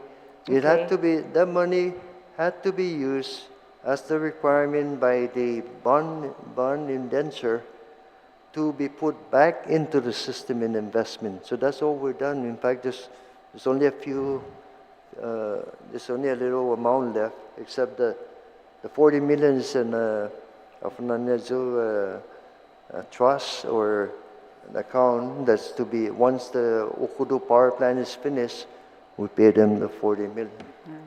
So just to make sure I'm not confused, when the 47 million under collected Liac was reported, you've recovered some of that, but not all from the ratepayers, right? You just covered it yourself, right? Or did you recover all of that that's been recovered from the ratepayers? No, we still have about $18 million under recovery. 18, but out of the one that you did cover, where did that come from? I mean, that's 47 to- minus 18. Yeah, it's when you under recovery goes down from 47 to 18 million, that money is put back into our working capital to pay for fuel. Are you saying you recovered all of that from the ratepayers? Yes, the Liac is a cost-through, pass-through. I know We it's don't- supposed to be, but when they reduced it for the Yes, yes. ratepayers, remember they gave Yes. us a break? And Yes. so I'm just asking, I thought you were covering that yourself at that time. That means it's recovering from the ratepayers. So the Liac is a pass-through. If it costs $1 for us to use the fuel, we charge $1 to the customer. So there's no profit whatsoever. It's No, just I'm a not asking pass-through. about profit. I'm asking when you gave us a break on the Liac, Yes. how did you do that? We have a PUC required us to have a working capital fund. We use the working capital fund to pay for the fuels. When we recover the money, we replenish the working capital. So all of it you are and will continue to recover from the ratepayers. There's no money that was used to totally wipe that off of the ratepayers. Only to put it off for a little while? You're not, is that correct? I think there was 5 million, John, right? 5 million in CIP that we didn't recover.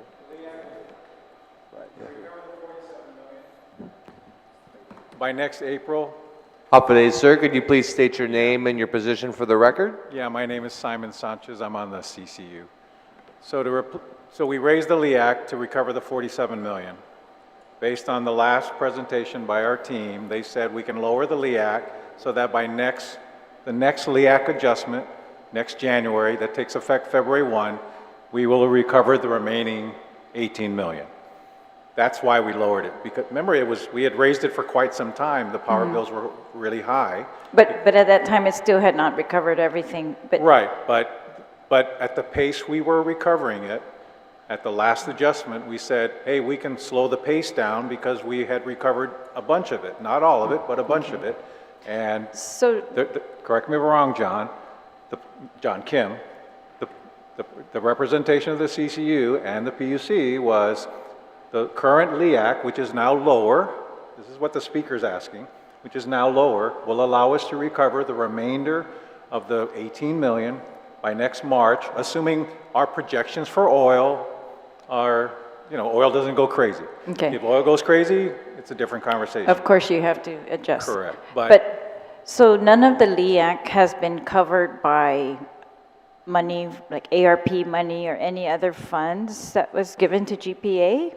Well, we advanced the 47 from our working capital. We're now regaining back that 47, and we were regaining it at a pace that when we got to the last Liac adjustment, our team said, we can lower the Liac because by next, Temporarily, but Well, then by raise next- it up in order to recover. well, again, eventually. remember we do these every 6 months. Yeah. When we project oil and we say, what do we think oil will do, Yeah. right?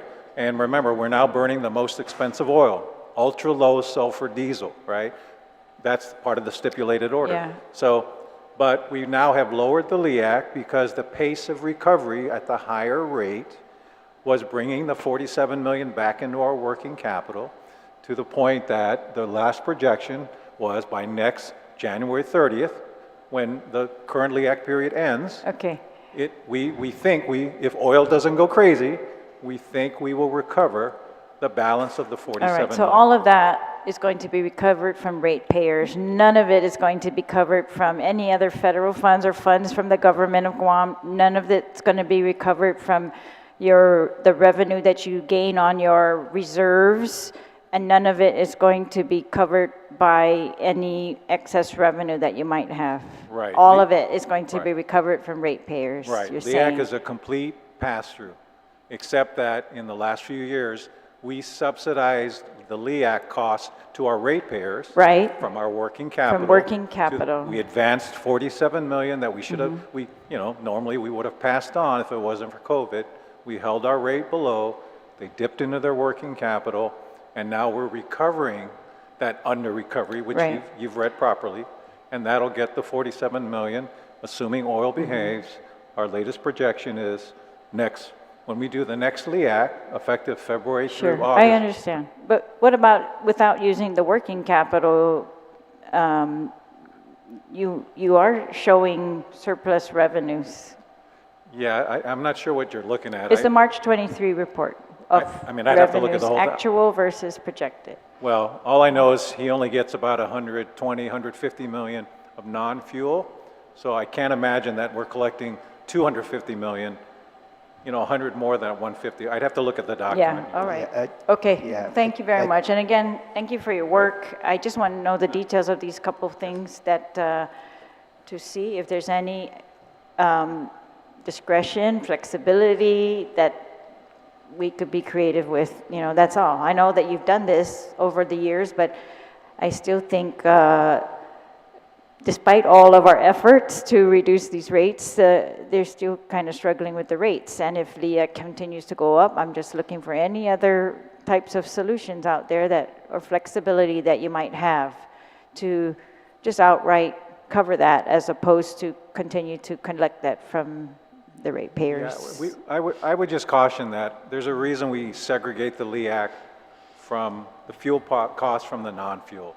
And if we start doing what we did in COVID as a standard practice, that's what we did before the CCU. And it's a recipe for disaster. You got to pass on the fuel, just like we drive our cars, we show up at the gas station, Well, if it's $6 a then barrel. what are the excess revenues used for? Well, I'm not sure what excess revenue, again, I'd have to look at your report. You know what Can you reports explain I'm what- talking about? I think the 106 means the cash balance as of March 31st. That's a composition of working capital plus the insurance fund we have. So not all of that money is on reserve. It's on reserve, but some of that, about $50 million is set aside for capital improvement. Okay. And that's part of the infrastructure improvement, like the pipeline. So with the remaining half, 50%, $50 million is what we use to do the daily operation and buy fuels per month. And our fuel purchase is about $40 million a month. I know, but it's labeled projected versus No. actual. I have to, I don't know whether there's, our annual revenue for base revenue is about $155 to $160 million. So that's for the one whole year, so I don't know. Yeah, there's no way we're at Whether or not- 250. I'd Yeah. have to see what you do. All right, So well, I have to look at it with Yeah, you, I'll see show what it you're to you. referring to. all right. Yeah, so I'm just curious, because if it's covering, like you said, working capital, that should have been budgeted, that should have been projected. These are saying actual versus projected, and then it gives a variance, just like all the other reports that we get. So the variant, and that's the number under, it says monthly, March 2023, projections, actual variance, and then percentage of variance. Is it actual revenue? Yeah. Because the top says revenues, actual versus projections. Yes, we also do provide reports based on kilowatt hours, so it might not be dollars. We could take a look at it. Not labeled that way, yeah. Yeah. It's like cash. All right, Yeah, if it's cash balance, that means you probably looking at our working capital. all right, so days in 50 cash. million of that is working capital, there's still 50, No, perhaps? the working capital is about $30 million. If you look at, you're probably looking at the $106 million on reserve cash. That's another paper, yeah. yeah, And then this so- one is Yeah. revenue. But we'll show you, and we'll Yeah, talk okay. about it later, but I just want to see if there's any discretion in there, and if that's what you've been using or not. Well, I mean, that's how we calculated the lower Liac, is how much discretion we have in terms of, on the Liac side of the Right. of the equation, how much do we spend for oil versus how much have we recovered? And we had raised the Liac to recover that 47 million. We saw that we could now lower the Liac and still recover the balance of the 47 million. Yeah. All right. And so when you were using the capital improvement funds, Yep. Yes. you just put those projected capital improvement projects off, or there were none? We always have a capital improvement projects, like we do repairs at cabinets 1 and 2s. So when there's shortage in cash, we kind of slow down in our capital improvements. All right, And that's what we did. okay. Thank you. Thank you. Thank you all. Thank you, Mr. Chair. Thank you all for your testimonies today. I'd like to thank my colleagues, Speaker Terlahi and Senator Roy Kanata and Senator Jesse Lujan for coming here today. I appreciate the candor with which you guys have shared information today. I know a lot of people, a lot of agency directors like to be ambivalent about these sort of oversight hearings because they feel like it's an opportunity to pin the tail on the director. But I'd like to assure you all that as long as you're coming to my oversight hearings, we're doing this in the spirit of finding what's the best answer to give you guys the tools you need to achieve your mission. So with that, again, I'd like to thank you guys for your service to the island. It's heartening to know that this was the fastest recovery we've ever had. That being said, we could always work to improve, and we should. But let's not let perfect be the enemy of good. Very well done to you guys. We could always do more to improve, and we will work on those processes. But you've given us a lot to think about, a lot of information to work with. We will work with you on some of those emergency procurement issues so that perhaps we could get these backup diesel generators online so that we can mitigate the problem with load shedding, as well as really exploring this incredible fiber system that you have installed in GPA. Resiliency does not just come from the power itself, but in the power of our organizations to stay communicating with each other, especially during times of adversity. And if you could share the capabilities of that fiber so that the whole island basically had internet and phone, I think that would be a truly wonderful development for not just the island, but for GPA as well.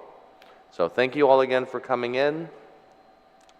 If there are no further questions or comments, this concludes our discussion on this oversight hearing. Thank you for all your participation. This oversight hearing on GPA is adjourned, and the time now is 9:07 p.m. Viva Guam.